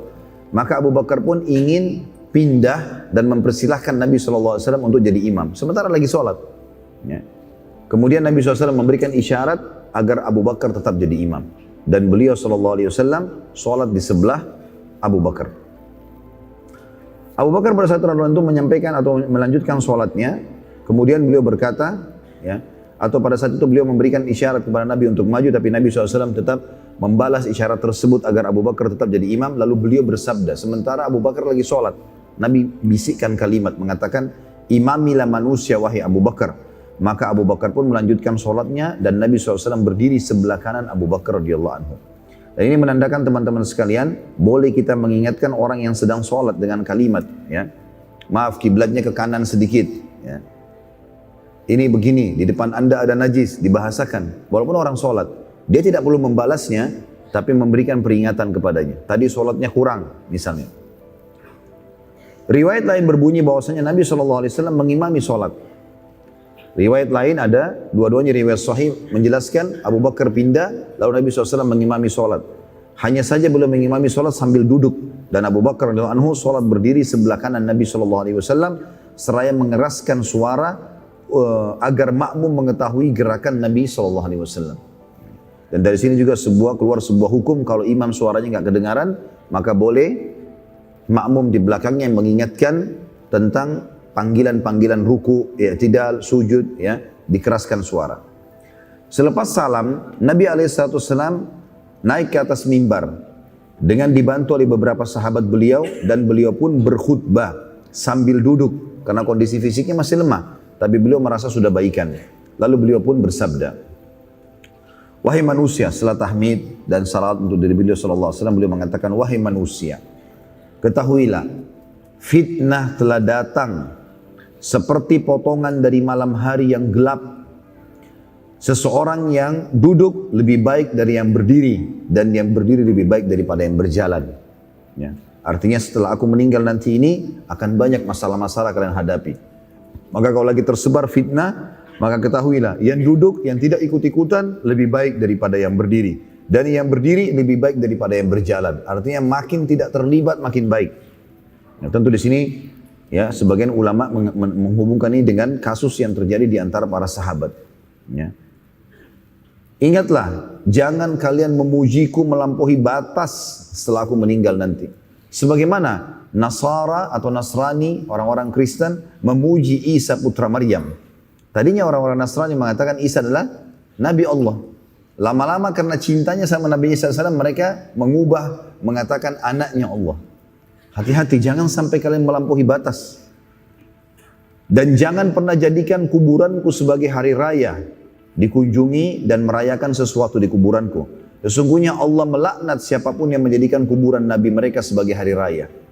Ya, untuk melakukan ibadah-ibadah ritual khusus di situ, dilarang oleh Nabi SAW. Dan ini kalau berlaku pada kuburan Nabi SAW tidak boleh, apalagi kuburan orang lain. Ya. Berarti kuburan orang lain lebih layak untuk tidak boleh dirayakan seperti hari raya. Hari raya kan orang gembira, orang berbagi-bagi, orang berbicara, orang memuji Allah. Maka itu semua masuk dalam rangkaian ini. Jangan kalian jadikan itu. Makanya setelah Nabi SAW meninggal, sampai zaman Khulafaur Rasyidin, Umayyah, Abbasiyah, ya, sampai akhir-akhir pun, atau di beberapa tahun di masa kejayaan Utsmaniyah pun, kuburan Nabi SAW selalu tidak dilakukan atau tidak dijadikan ritual-ritual khusus. Ya. Dan ini pelajaran bagi kita semua. Lalu kata Nabi SAW, tidak boleh ada dua agama di Jazirah Arab. Yang boleh hanya ada Islam. Nggak boleh lagi. Agama apapun masuk, perangi, keluarkan dari Jazirah Arab. Ya. Nabi SAW lalu mewasiatkan agar muslimin menjaga sholat mereka. Selain beliau bersabda, ingatlah perbedaan dasar antara Islam dengan yang lainnya adalah sholat. Jagalah sholat kalian. Jagalah sholat kalian. 2 kali Nabi SAW ulangi, juga berbuat baiklah dengan para budak dan wanita. Ketahuilah, ketahuilah bahwa tidak ada kaum yang meninggalkan jihad kecuali Allah akan hinakan mereka. Dan ini juga peringatan tegas dari Nabi SAW agar kaum muslimin jangan lalai dari jihad. Mereka butuh untuk mempertahankan agama mereka, untuk diri mereka. Ada saatnya di mana memang darah dibutuhkan untuk ditumpahkan. Ada saatnya harta, ada saatnya dakwah. Ada saatnya semua itu terjalin di dalam atau terlihat dari kehidupan Nabi SAW. Ya, tidak mungkin seorang muslim luput dari masalah itu. Tentu kita tidak sengaja mencari-carinya, tetapi dalam kehidupan seorang muslim dia harus selalu siap dalam masalah-masalah seperti ini. Kapan dibutuhkan pengorbanan harta? Ya. Pengorbanan tenaga? Ya. Pengorbanan darah pun? Iya. Bahkan kata ulama, seringkali tempat itu kalau sudah sangat gersang dari keimanan, maka Allah Subhanahu wa taala sengaja mendatangkan di situ sebab yang akhirnya terkumandangkanlah jihad. Dan dengan jihad mereka bisa kembali kepada agama mereka. Nabi SAW setelah itu turun dari mimbar dan beliau masuk ke rumah beliau sambil berjalan, dan banyak sahabat yang berbicara dengan Nabi SAW. Nabi jalan normal, dan karena Nabi SAW untuk ceramah suaranya agak lantang, dan untuk jalan juga beliau ngobrol. Masuk ke dalam rumah pun ada beberapa sahabat yang ikut dan terdengar suara Nabi di luar rumah. Maka mulailah para sahabat gembira pada saat itu. Oh, Nabi SAW alhamdulillah sudah sembuh. Kekhawatiran kita beberapa hari ini kalau Nabi SAW akan meninggal sudah tidak ada. Abu Bakar pun pada saat itu sempat masuk dan izin, berkata kepada Nabi SAW, wahai utusan Allah, aku melihat anda sudah membaik. Dan aku sudah 3 hari ini, atau 4 hari tepatnya, dari Jumat sampai Senin mengimami sholat, aku sama sekali tidak melihat kondisi kebunku. Bisakah aku minta izin ya Rasulullah? Kata Nabi SAW, baik, lihatlah kebunmu. Ali bin Abi Thalib radhiyallahu anhu pada saat itu ada di dalam rumah Nabi SAW. Dan saat itu, ya, pada saat dia keluar dari rumah Nabi SAW, orang-orang pada ngurumuni menanyakan keadaan Nabi SAW. Maka Ali mengatakan, sungguh aku melihat Nabi SAW sudah baik. Alhamdulillah, sehatan. Bisa ngobrol, bisa minum, bisa makan, bisa mengimami sholat. Dengan info tersebut, maka mayoritas sahabat makin gembira. Dan mereka sudah mulai beraktivitas kembali. Tadinya, selama hari Jumat sampai hari Senin, ya sampai Nabi SAW hari Selasa mengimami sholat itu, mereka semuanya berkumpul di masjid. Sampai mereka tidak pulang ke rumah kecuali untuk istirahat malam, lalu mereka kembali lagi menunggu informasi tentang kesehatan Nabi SAW. Waktu orang semua sudah keluar, lalu Abu Ali pun menjawab, memberikan ketenangan bagi orang-orang pada saat itu.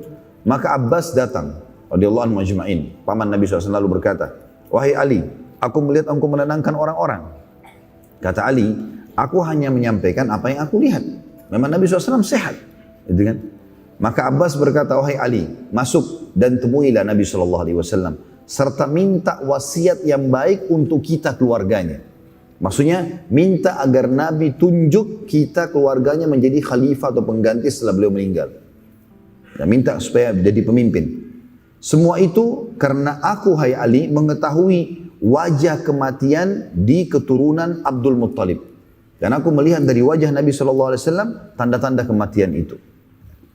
Maka Ali lalu mengatakan, wahai paman, kira-kira bila aku minta atau kita minta khalifah dari Nabi SAW, lalu Nabi SAW keluarkan sebuah statement, kalau kalian tidak boleh menjadi khalifah, maka demi Allah kita akan terharamkan selamanya dari kekhalifahan. Maka lebih baik kita jangan minta, biarkan alami saja. Karena kalau Nabi SAW mengatakan tidak boleh kalian dari keturunanku jadi pemimpin, maka akan jadi masalah buat kita. Maka Abbas pun mengatakan engkau benar. Maka tidak usah kita bicarakan kepada Nabi SAW. Waktu itu, waktu orang semua sudah bubar, ya, pada saat itu, maka Nabi SAW kembali merasakan sakit. Dan pada saat itu sakitnya, seluruh tulang beliau SAW merasa lemah dan beliau pun bersandar di dada Aisyah radhiyallahu anha. Dan semua orang sudah keluar, tinggal Nabi SAW dengan Aisyah di situ. Waktu sementara bersandar di dada Nabi di dada Aisyah radhiyallahu anha, maka Abdurrahman bin Abi Bakar, anaknya dari anak Abu Bakar dan ini adalah saudaranya Aisyah, masuk ke dalam rumah tersebut dan memegang sebuah siwak. Dan mata Nabi SAW terarah ke siwak itu. Maka Aisyah mengatakan dalam hadis Bukhari, apakah anda ingin bersiwak wahai Rasulullah? Maka Nabi SAW memberikan isyarat dengan matanya, ya, dinaikkan turunkan matanya bahwasanya mau. Maka Aisyah pun meminta dari Abdurrahman, lalu beliau Aisyah melunakkan, memotong bagian atasnya lalu melunakkan ujungnya lalu menggosokkan atau menyiwakkan Nabi SAW ya, pada saat itu. Dan ini menandakan teman-teman sunnah siwak ini menjaga bau mulut adalah hal yang sangat penting. Sampai Nabi SAW menjelang mati pun masih menjaganya. Dan dikatakan dalam riwayat-riwayat yang sahih beliau tidak pernah masuk rumah kecuali memulai dengan siwak. Beliau bangun tidur memulai dengan siwak. Beliau mau tidur pun menggunakan siwak. Selalu menggunakan siwak. Bahkan kata Nabi SAW, kalau aku tidak menyusahkan umatku, maka aku akan suruh mereka bersiwak setiap kali mau sholat. Riwayat lain setiap kali mau wudu. Ya. Maka ini penting. Tentu kalau kita tidak punya kayu siwak, yang dimaksud di sini adalah targetnya membersihkan mulut. Sebagian ulama mengatakan menggunakan sikat gigi. Ya. Jadi ini juga termasuk hal yang mendasar sekali. Bagaimana seseorang di antara kita pada saat ingin bertemu dengan seorang pemimpin, maka dia menjaga bau mulutnya dan penampilannya. Tapi bagaimana pada saat dia bangun sholat, kemudian bau mulutnya keluar, para malaikat juga ada. Ya, sebagaimana sabda Nabi SAW, malaikat terganggu dengan apa yang mengganggu manusia. Maksudnya bau-bau yang tidak sedap. Ya, bagaimana dia mengucapkan ayat-ayat Allah, bagaimana dia berdoa dalam kondisi mulutnya bau. Ya. Salah satu bab atau cabang dari muru'ah, seseorang muslim menjaga hubungannya yang baik dengan Allah adalah bagaimana dia menjaga bau badannya, penampilannya di hadapan Sang Pencipta Allah. Allah akan memberikan nilai tersendiri di situ. Makanya Imam Malik rahimahullah, beliau kalau ingin menyampaikan hadis-hadis Nabi SAW, beliau mandi dan menggunakan baju yang baru. Gitu kan? Dan ditanya, kenapa anda lakukan ini? Oleh murid-muridnya beliau mengatakan, karena aku akan menyampaikan pesan-pesan dari Tuhanku yang disampaikan oleh utusannya Muhammad SAW. Begitu juga Abu Hanifah rahimahullah, setiap sholat malam selalu menggunakan baju yang bersih, wangi. Dan ini perlu kita lakukan teman-teman sekalian. Karena mayoritas di antara kita justru tidak peduli dengan sejadahnya di rumah. Mau sudah koyak, kotor, mukenahnya, kopiahnya, atau apa saja. Ini mesti dijaga. Bagaimana dia menjaga, dan itu ada nilai pahala sendiri di sisi Allah Subhanahu wa Ta'ala. Abdurrahman setelah memberikan siwak tersebut keluar dari rumah Aisyah radhiyallahu anha dan tertinggallah Nabi SAW bersama Aisyah. Lalu Nabi SAW mengatakan, wahai Aisyah, ambilkan untukku ya seember air. Maka Aisyah pun meletakkan Nabi SAW di atas bantal kepala beliau. Kemudian Aisyah pun pergi lalu mengambil air. Lalu Aisyah radhiyallahu anha membantu Nabi SAW untuk duduk.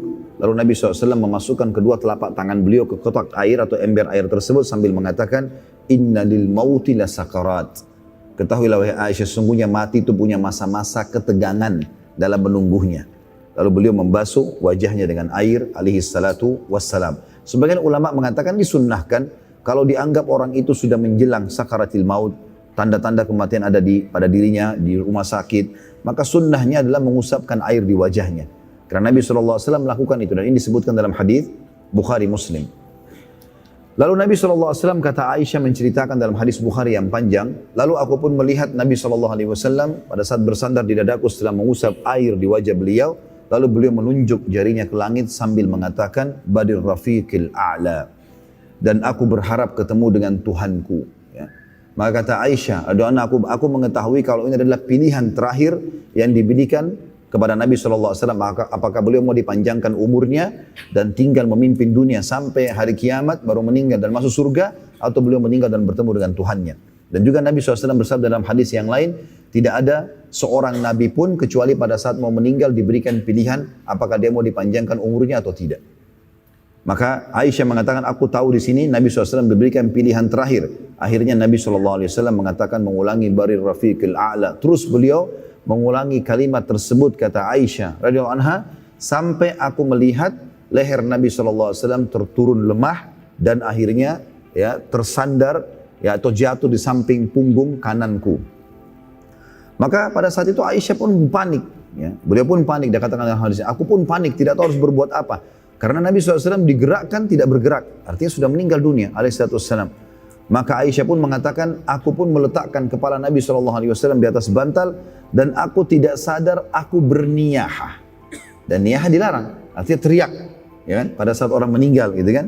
Tapi di sini niyahah tidak sampai memukul badan atau menarik rambut. Tapi Aisyah bingung, lalu mengatakan Rasulullah SAW meninggal, Rasulullah SAW meninggal sambil mengangkat suara.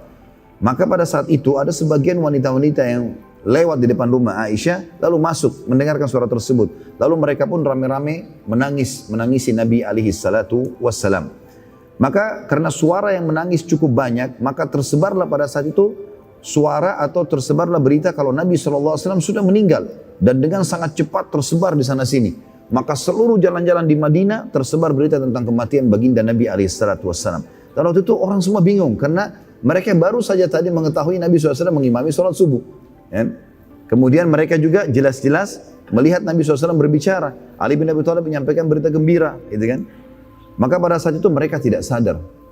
Dan yang paling pertama bergerak waktu mendengarkan berita tersebut adalah sahabat yang mulia Umar bin Khattab radhiyallahu anhu.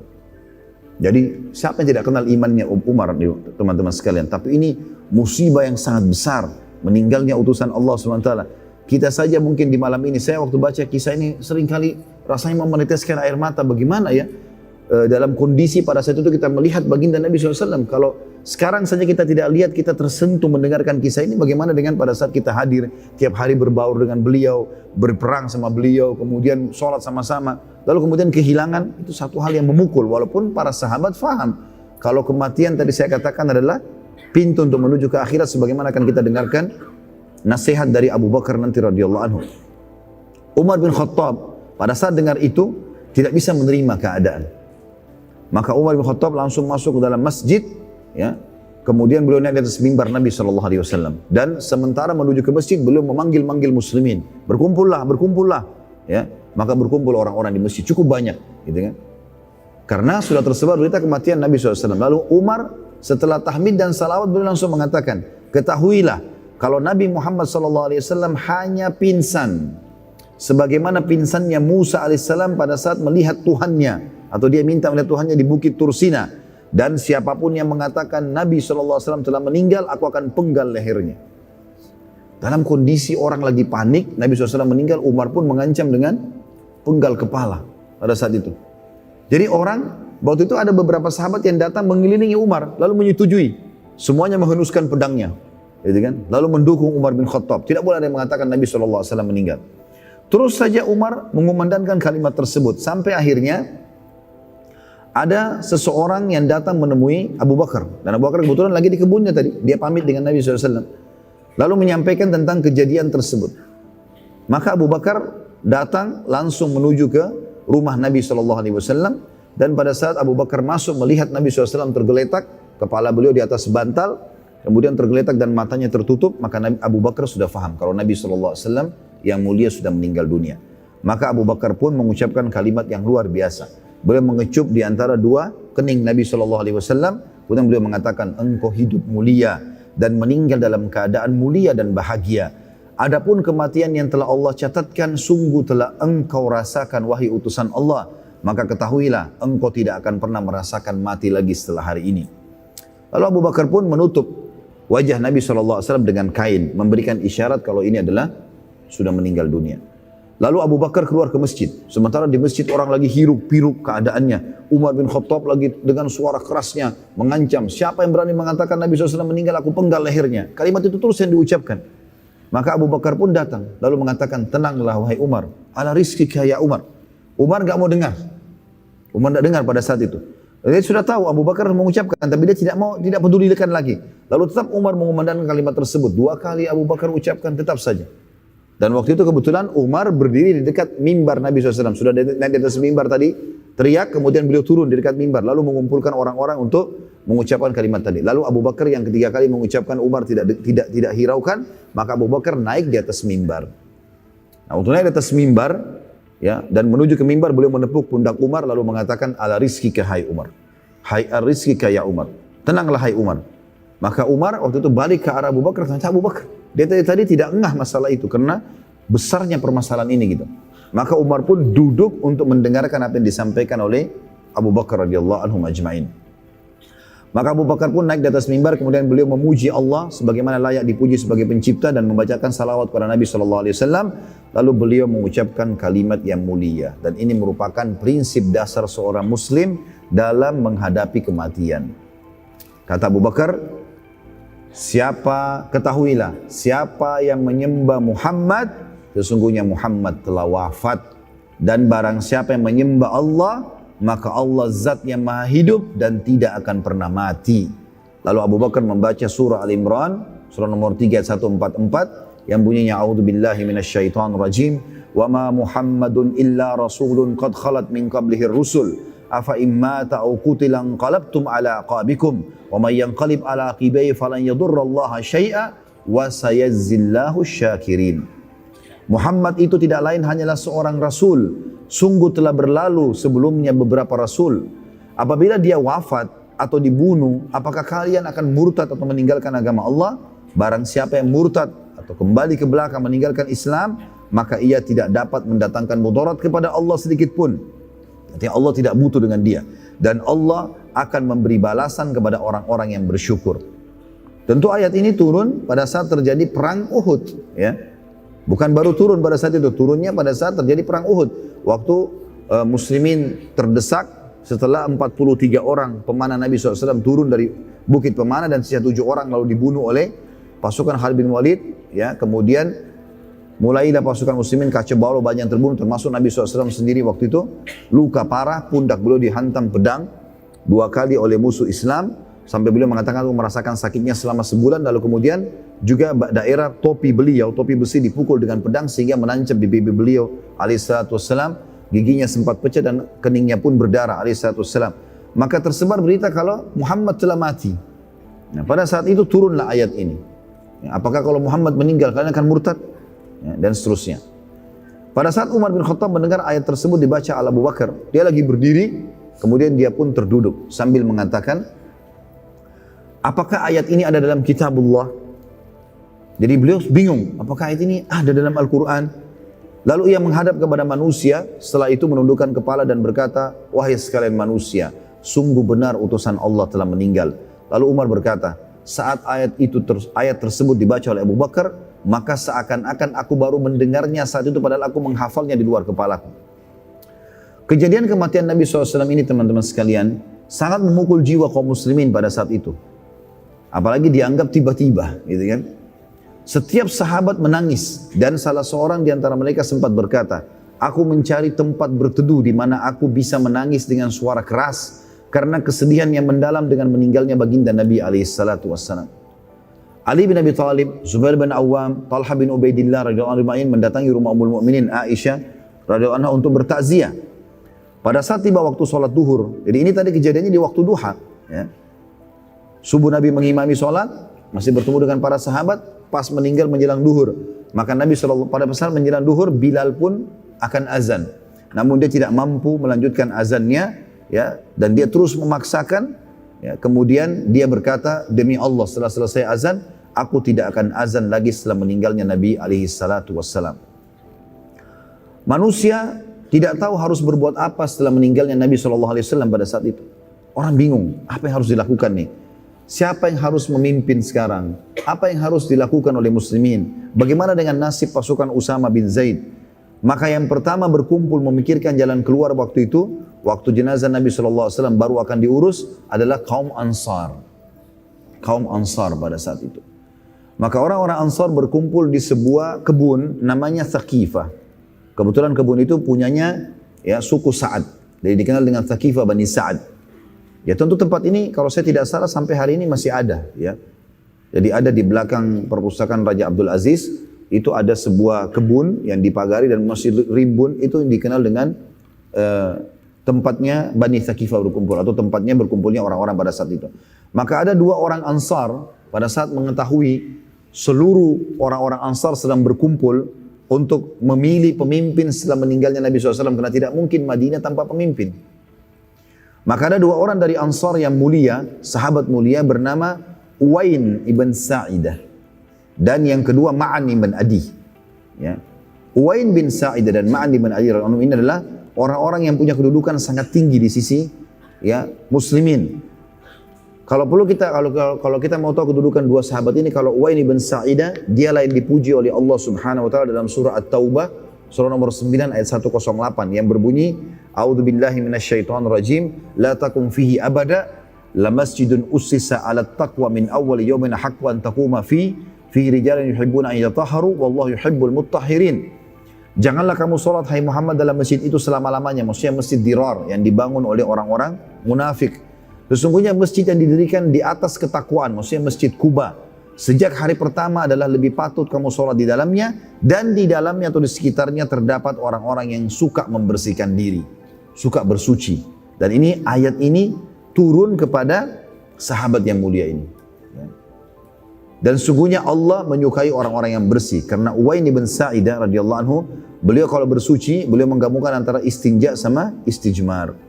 Selain menggunakan air, beliau juga menggunakan batu. Sementara Ma'ad bin Adi radhiyallahu anhu, sahabat Nabi yang kedua tadi, saat orang-orang berkata, kami berharap meninggal sebelum mewahi utusan Allah. Jadi ada sahabat-sahabat di akhir-akhir hidup Nabi SAW, mereka sempat berkata, ya Rasulullah, kami berharap meninggal sebelum anda supaya kami tidak melihat anda meninggal. Maka kata Ma'ad bin Adi, tidak. Kalau aku justru memohon kepada Allah agar aku wafat setelah meninggalnya Nabi SAW, dengan tujuan agar aku bisa membenarkan beliau pada saat beliau hidup dan juga pada saat beliau sudah meninggal. Jadi dua sahabat ini mulia. Nah, dua sahabat ini dari Ansar tahu kalau sukunya lagi berkumpul untuk memilih khalifah, maka keduanya segera keluar mencari para muhajirin. Karena ini tidak boleh diputuskan sepihak. Maka Umar bin Khattab, Abu Ubaidah dan Abu Bakar radhiyallahu anhu majma'in mendengar kejadian tersebut kalau orang-orang Ansar sedang kumpul, maka ketiganya pun jalan ya, kemudian meninggalkan masjid Nabi SAW. Tadinya mereka mau terlibat dalam pengurusan jenazah, gitu kan? Dan ini perlu digarisbawahi pada saat itu nanti kan kita ceritakan kalau yang mengurus jenazah Nabi SAW adalah para keluarganya, terutama Ali bin Abi Thalib terlibat dalam masalah ini radhiyallahu ajma'in. Maka pergilah Abu Bakar, Abu Ubaidah dan Abu Bakar radhiyallahu anhu kemudian pergi ke sana menyusul. Di tengah jalan mereka bertemu dengan Uwain dan Ma'an, dua sahabat dari Ansar. Lalu keduanya mengatakan, kalian kaum muhajirin, pendamping Nabi SAW, maka ambillah keputusan dan tidak usah mempedulikan keputusan Ansar. Ya. Dan ini pelajaran penting teman-teman, bagaimana iman kalau sudah membara dalam hati seorang muslim, dia tidak mempedulikan lagi masalah sukunya, ya masalah keluarganya, yang dia pikirkan adalah maslahat agama Islam. Bagaimana Islam bisa dipertahankan. Padahal dia bisa saja biarkan sukunya menjadi pemimpin, tapi ini enggak. Lalu kemudian Abu Bakar pun berkata, ya tidak, demi Allah, tapi kita akan berkumpul dengan saudara-saudara kita dari Ansar agar tidak terjadi perpecahan di tengah umat. Maka mereka pun bersama-sama menuju ke Bani Thaqifah, atau tadi ya menuju ke perkebunan Thaqifah Bani Sa'ad, di perkebunan suku Sa'ad. Pada saat berkumpul Muhajirin dan Ansar, dan Muhajirin cuma ada 3 orang pada saat itu, sisanya orang-orang Ansar.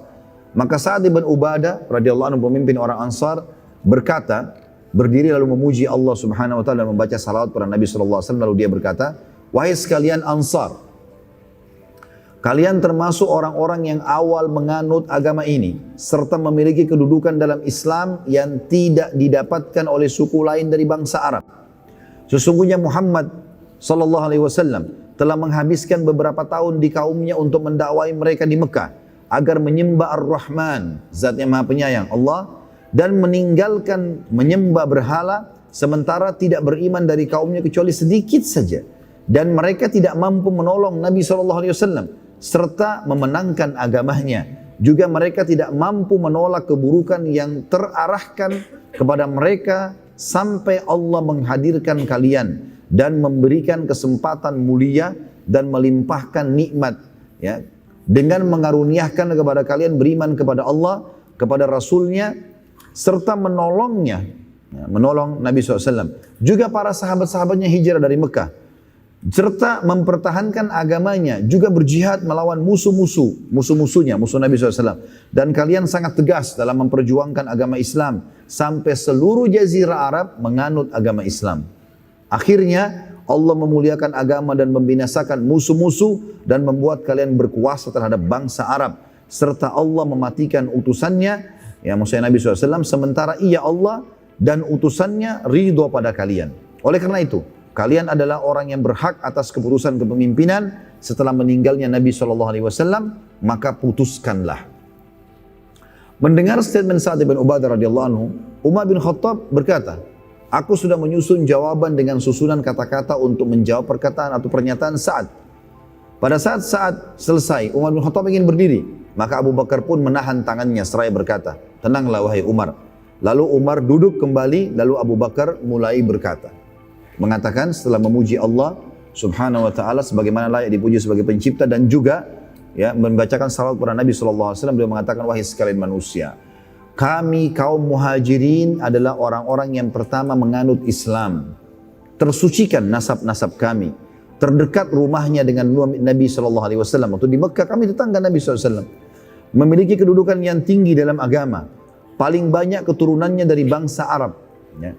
Paling dekat kekerabatannya dengan Nabi SAW. Kami menganut Islam sebelum kalian, dan kami didahulukan dalam Al-Quran dari kalian. Sebagaimana Allah yang Maha Tinggi telah berfirman. Ini disebutkan dalam surah At-Taubah, surah nomor 9 ayat 100. Abu Bakar membaca ini. A'udzu billahi minasyaitonir rajim. Was-sabiqunal awwaluna minal muhajirin wal ansar. Di sini kata muhajirin didahulukan. Walladzina ittaba'uuhum bi ihsanin radhiyallahu anhum wa radu anhu wa 'adda lahum jannatin tajri tahtal anhar. وَعَدَّ لَهُمْ جَنَّاتٍ تَجْرِي تَحْتَ الْأَنْهَارُ خَالِدِينَ فِيهَا أَبَدًا ذَلِكَ الْفَوْزُ الْعَظِيمُ. Orang-orang yang terdahulu lagi yang pertama-tama masuk Islam dari golongan Muhajirin dan Ansar. Abu Bakar mengatakan dalam Al-Quran kami didahulukan baru kalian. Dan orang-orang yang mengikuti mereka dengan baik, siapapun yang mencontohi para sahabat ini, Allah ridho kepada mereka dan mereka pun ridho kepada Allah, dan Allah menyediakan bagi mereka surga-surga yang mengalir sungai-sungai di dalamnya selama-lamanya. Mereka kekal di dalamnya karena dan itu adalah kemenangan yang besar. Lalu Abu Bakar berkata radhiyallahu anhu, kamilah Muhajirin dan kalian adalah Ansar, saudara kami dalam agama, partner kami dalam kebaikan, penolong kami dalam menghadapi musuh, dan sungguh kalian telah tepat dan tegas. Semoga Allah membalas kalian dengan kebaikan. Maka kepemimpinan di tangan kami dan kalian adalah pendamping kami. Ketahuilah bahwa tidak ada pemimpin kecuali dari Quraisy. Maka jangan kalian mengalihkan hak tersebut dari saudara-saudara kalian Muhajirin. Karena ini memang ada hadis Nabi SAW yang berbunyi, kalau bertemu antara satu orang Quraisy dengan orang biasa dari Muslimin dan padanya ada sifat-sifat kepemimpinan, maka dia didahulukan. Umar bin Khattab berkata, demi Allah, tidak ada satupun kalimat yang diucapkan Abu Bakar tadi kecuali aku sudah niat untuk mengucapkannya. Aku sudah menyusun kata-kata yang sama sebenarnya. Lalu Abu Bakar berkata lagi, ketahuilah, kalau aku memilihkan untuk kalian, kalau aku pribadi kalian mau dengar, ya, salah satu dari kedua orang ini. Lalu Abu Bakar mengangkat tangan Umar bin Khattab dengan tangan kanannya, lalu mengangkat tangan Abu Ubaidah bin Jarrah dengan tangan kirinya. Lalu mengatakan, pilihlah salah satu dari dua orang ini yang kalian sukai. Umar lalu berkata, demi Allah tidak ada kalimatnya, kalimat Abu Bakar yang aku benci kecuali ini. Aku tidak ingin itu. Ya. Bagaimana bisa aku memimpin satu kaum sementara di tengah mereka ada Abu Bakar Siddiq? Maka Sa'ad bin Ubadah radhiyallahu anhu dalam keadaan sakit saat berbicara, dan setelah berbicara ia duduk di sudut kebun dengan menutupi badannya dengan jubah, ya. Pada saat itu tidak menanggapi apa-apa karena dia yang bicara tadi. Berdirilah seorang dari Ansar bernama Khabbab bin Munzir radhiyallahu anhu. Seraya berkata setelah memuji Allah dan membaca salawat untuk Nabi SAW, ia berkata, solusi dariku ialah sekali dari kalian wahai muhajirin pemimpin dan sekali dari kami Ansar. Lalu kemudian dia duduk. Orang-orang bingung dan masing-masing mengucapkan pendapatnya. Melihat keadaan tersebut, maka Umar bin Khattab berdiri seraya berkata, wahai sekalian manusia, ini adalah Abu Bakar As-Siddiq yang merupakan sahabat dan pendamping Rasulullah SAW di dalam gua atau Jabal Thur saat hijrah ke Madinah. Juga Nabi SAW memerintahkan ia mengimami kalian di saat beliau SAW sedang sakit. Maka siapa di antara kalian yang bisa mengimami Abu Bakar dalam solat setelah perintah Nabi SAW padanya? Maka tidak seorang pun pada saat itu berdiri. Tidak ada yang menjawab. Melihat kejadian tersebut, maka Umar berkata, ulurkanlah tanganmu wahai Abu Bakar. Maka Abu Bakar membuka telapak tangannya. Lalu Umar pun memegang tangan Abu Bakar sambil mengatakan, aku membaiatmu wahai Abu Bakar. Bishr bin Sa'ad dari kaum Ansar segera berdiri radhiyallahu anhu. Lalu meletakkan tangannya di atas tangan Abu Bakar dan mengatakan, aku membaiatmu wahai Abu Bakar. Lalu setelah itu, setelah dua orang ini berlomba-lombalah orang-orang pada saat itu memegang tangan Abu Bakar sambil membaiatnya sebagai pemimpin. Pada saat itu hari Senin, ya, jenazah Nabi SAW masih di rumahnya. Maaf, ini ada yang mengatakan hari Senin, ada yang mengatakan hari Selasa, ya. Dengan demikian, muslimin pada saat itu sepakat pemimpinan Abu Bakar, namun jenazah Nabi SAW masih di rumah, ya. Pada hari itu, di waktu sholat duhur, Abu Bakar naik ke atas mimbar. Umar mendahuluinya dan mengatakan, sebentar Abu Bakar, izinkan aku berbicara terlebih dahulu. Maka Abu Bakar pun mengizinkan Umar yang lalu ke mimbar dan berkata, wahai sekalian manusia, setelah balik dari Bani Thaqifah ini, ya, dari perkebunan tadi, masuk dalam masjid, niatnya ingin mengurus jenazah Nabi SAW, tapi karena sudah tiba waktu sholat duhur, maka Abu Bakar ingin naik dari mimbar, ingin menyampaikan sesuatu. Lalu Umar meminta waktu dulu. Lalu Umar berkata, wahai sekalian manusia, ketahuilah, perkataanku kemarin bahwasanya Rasulullah SAW belum wafat adalah godaan syaitan dan tidak benar. Ketahuilah bahwa sungguhnya orang-orang telah sepakat memilih sahabat Nabi kalian yang telah menemaninya di dalam gua saat hijrah. Maka berdiri dan baiatlah ia. Maka berdirilah seluruh muslimin membaiat Abu Bakar pada saat itu, ya, ke atas mimbar, dan kemudian Abu Bakar berkhutbah. Khutbah yang masyhur dari Abu Bakar pada saat itu, ini menjelang waktu sholat duhur, ya. Maka Abu Bakar mengatakan setelah memuji Allah SWT dan membaca salawat pada Nabi SAW, wahai sekalian manusia, sesungguhnya aku telah terpilih di antara kalian dan bukan berarti yang terbaik di antara kalian. Jadi aku sekarang dipilih, tapi bukan aku berarti yang terbaik di antara kalian. Cuma sudah dipilih jadi pemimpin. Ya. Dan ini tentu bentuk tawadhu dan merendahnya Abu Bakar radhiyallahu anhu. Ya, karena dia adalah cerdas, adalah terbaiknya umat ini. Ya. Dan ini disepakati oleh Sunnah wal Jamaah, orang yang paling afdal setelah para nabi-nabi adalah Abu Bakar. Di kalangan sahabat Nabi-Nabi sebelum Nabi Muhammad SAW pun tidak ada yang sama setingkat dengan Abu Bakar. Makanya Nabi SAW mengatakan dalam hadis sahih, kalau seandainya iman Abu Bakar ditimbang di sebuah timbangan dan iman seluruh umat ini di timbangan yang lain, maka tetap akan lebih berat imannya Abu Bakar. Ya. Bila aku benar, maka dukung dan tolonglah aku. Bila aku buruk, maka ingatkanlah dan luruskanlah aku. Prinsipku, kejujuran adalah amanah. Dan kebohongan adalah pengkhianatan. Artinya, dalam hidupku aku akan selalu jujur. Makanya beliau dapat julukan As-Siddiq. Ya. Dan kebohongan bagiku pengkhianatan. Artinya aku tidak akan bohong dan juga aku akan menghukum orang yang bohong. Siapapun yang lemah di antara kalian, pasti akan kuat di sisiku. Sampai haknya kembali insya Allah. Jadi selalu walaupun dia lemah, dia akan kuat di sisiku, aku akan tolong sampai haknya dia kembali. Siapapun yang kuat di antara kalian pasti lemah di sisiku sampai aku mengambil hak orang lain darinya, insya Allah. Ya. Sebagian muslimin pada saat itu menyangka bila mengucapkan, maaf, ini tambahan dari saya di tulisan ini, ada sebagian umat Islam menganggap kalimat insya Allah berarti tidak pasti. Ini perlu diluruskan, ya. Semestinya kita kalau memastikan sesuatu katakan insya Allah. Itu berarti pasti. Datangnya rumah saya, insya Allah. Itu berarti iya, saya akan datang. Kadang-kadang ada orang begitu. Ikhwan dan akhwat pun sudah ikut taklim. Ya. Kadang-kadang pada saat dia mengajak datang ke rumah saya, temannya bilang insya Allah. Jangan insya Allah dong. Ya. Bilang iya pasti. Nah itu sudah pasti. Ya. iya insya Allah itu pasti. Ya. Makanya Abu Bakar mengucapkan insya Allah, dan jangan sampai salah faham dalam ucapan Abu Bakar ini seakan-akan Abu Bakar hanya menjanjikan saja. Tidak. Memang itu kalimatnya. Lalu beliau melanjutkan mengatakan, ketahuilah, tidak ada kaum muslim yang meninggalkan jihad kecuali Allah akan menimpakan kepada mereka kehinaan. Maksudnya adalah mereka akan dikalahkan, dihinakan oleh musuh. Ketahuilah, tidak ada maksiat yang menyebar di satu kaum kecuali Allah akan meratakan pada mereka semua siksaan dan bencana. Ya. Bahkan dari statement Abu Bakar ini dikatakan kalau seandainya mayoritas masyarakat berbuat dosa dan tidak ada yang mengingatkan, maka pasti Allah akan hinakan mereka. Taatlah kepadaku saat aku taat kepada Allah dan Rasulnya. Bila aku tidak mentaati Allah dan Rasulnya, maka tidak ada ketaatan kepadaku. Sekarang bangunlah dan dirikan solat kalian. Maka diiqamahkanlah solat duhur pada saat itu, dan akhirnya terpilihlah Abu Bakar radhiyallahu anhu sebagai khalifah muslimin. Kejadian ini tentu terjadi pada saat hari Selasa, tepatnya tanggal 13 Rabiul Awal tahun 11 Hijriah.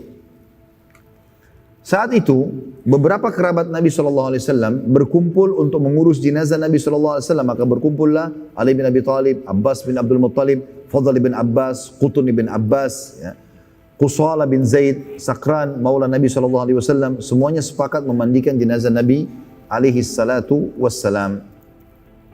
Dan di sini ada kejadian tentu pada saat proses kematiannya Nabi SAW atau pengurusan jenazah. Ini yang kita tutup pertemuan kita dengan ini ya. Pada saat itu ada seorang sahabat bernama Qais ibn Suhaili radhiyallahu anhu meminta izin masuk ke rumah Ummul Mukminin Aisyah radhiyallahu anha seraya berkata kepada Ali bin Abi Thalib, wahai Ali, atas nama persahabatan dan cinta kami kepada Nabi SAW, izinkan aku ikut mengurus jenazah Nabi SAW. Lalu Ali pun mengizinkannya. Ya. Dan ini tentu Qais termasuk salah satu sahabat Ansar yang hadir di perang Badr. Ya. Dan satu-satunya yang bukan kerabat Nabi SAW mengurus jenazah cuma ini saja. Biasanya kan sunnah Nabi SAW memang yang mengurus jenazah adalah kerabat. Saat mereka sudah sepakat akan memandikan Nabi SAW, mereka bingung. Apakah baju Nabi SAW dibuka atau dimandikan dalam berpakaian? Karena biasanya jenazah dibuka pakaian. Apakah Nabi SAW ditelanjangkan dibuka pakaiannya atau tidak? Dalam kondisi demikian, tiba-tiba mereka semuanya mengantuk. Dan secara samar, mereka mendengarkan suara dari pinggir dinding rumah Nabi SAW yang mereka dengar mandikan Rasulullah SAW dengan pakaiannya. Ya. Maka pada saat itu Ali pun mendengarkan kalimat tersebut lalu dia mengatakan kepada yang lainnya, apakah kalian mendengarkan apa yang aku dengarkan? Maka mereka mengatakan iya. Ya. Maka Abbas pun berkata, ini jelas berita dari Allah Subhanahu Wa Taala. Maka mandikan Nabi SAW di atas pakaiannya. Jangan ada yang buka. Sirami saja air di atas baju beliau alaihissalam. Ali lalu menyandarkan Nabi SAW di dadanya, lalu Fadl dan Qutun yang membolak-balikan tubuh Nabi SAW, serta Qusala dan Sakran yang menuangkan airnya. Sementara yang memandikan langsung adalah Abbas radhiyallahu anhum ajma'in. Setelah selesai dimandikan jenazah Nabi SAW, maka beliau lalu dikafani dengan 3 lembar kain putih. Dan para sahabat yang memandikan sempat bingung, di manakah Nabi SAW akan dikuburkan. Sekarang sudah selesai, sudah dimandikan, sudah berusaha dikeringkan baju Nabi SAW tadi.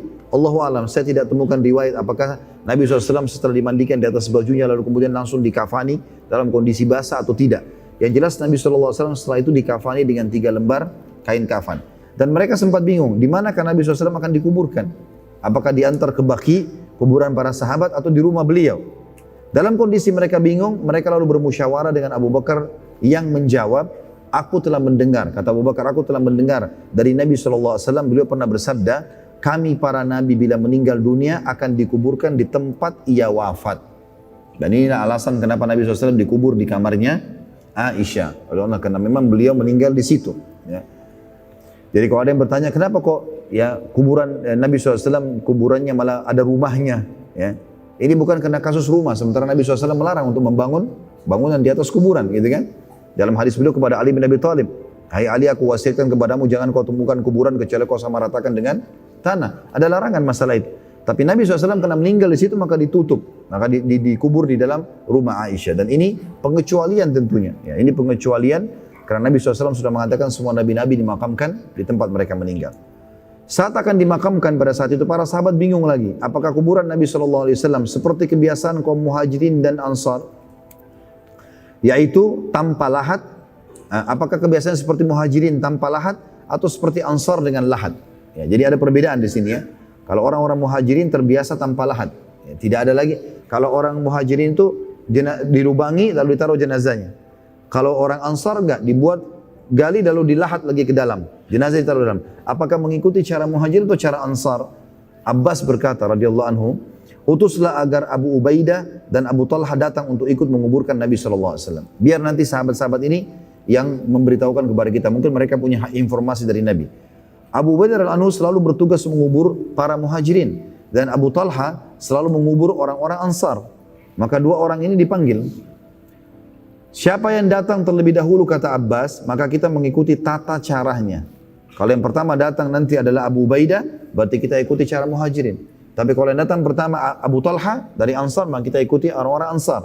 Pakai lahat berarti. Ternyata yang datang terlebih dahulu adalah Abu Talha dari orang ansar. Maka dikuburlah Nabi SAW sesuai dengan cara ansar atau menggunakan lahat. Sebelum dimasukkan ke dalam liang lahat, diiklankanlah siapa yang mau mensolati Nabi SAW. Ya, silakan datang.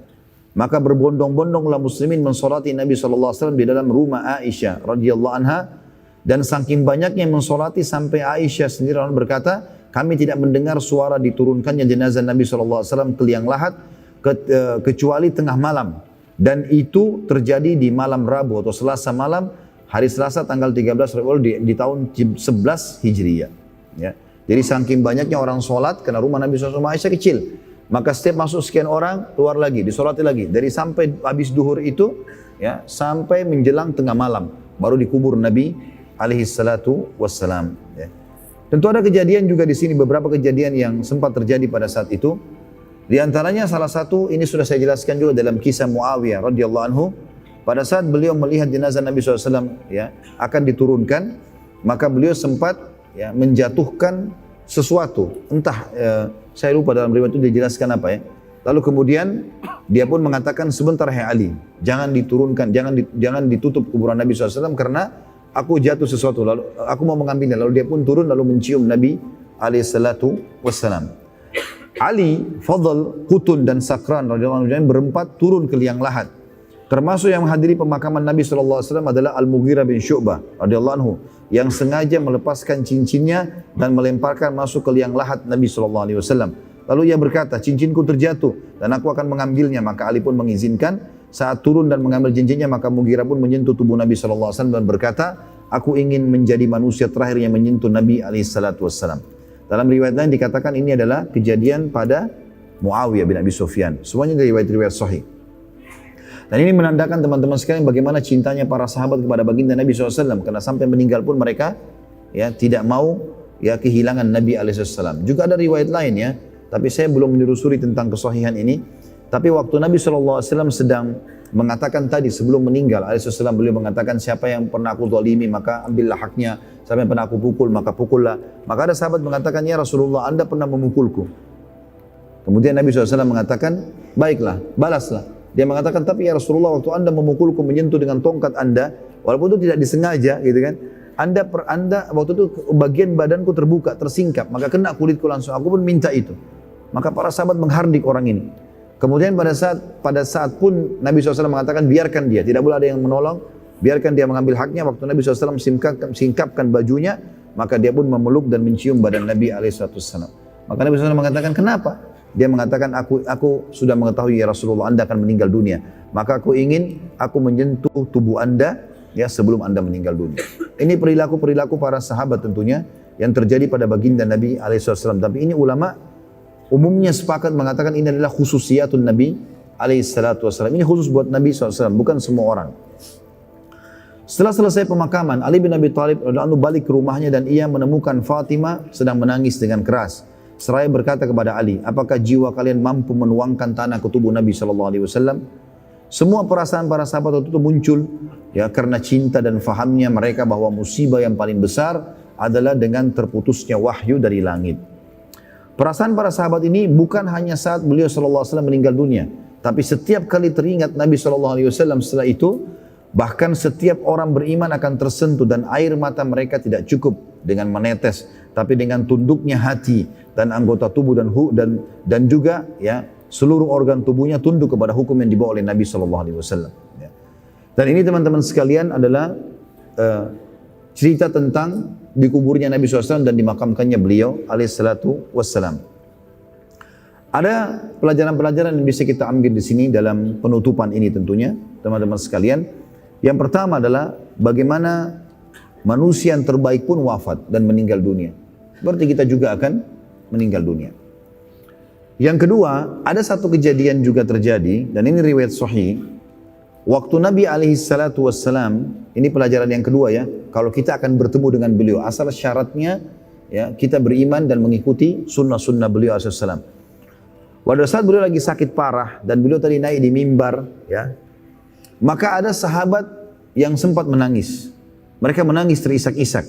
Dan Nabi SAW masuk ke dalam rumahnya dan beliau sempat mendengar suara tangisan sahabat yang sangat besar. Maka beliau pun memaksakan diri keluar yang kedua kali, kemudian beliau naik di atas mimbar dan beliau mengatakan, hai manusia.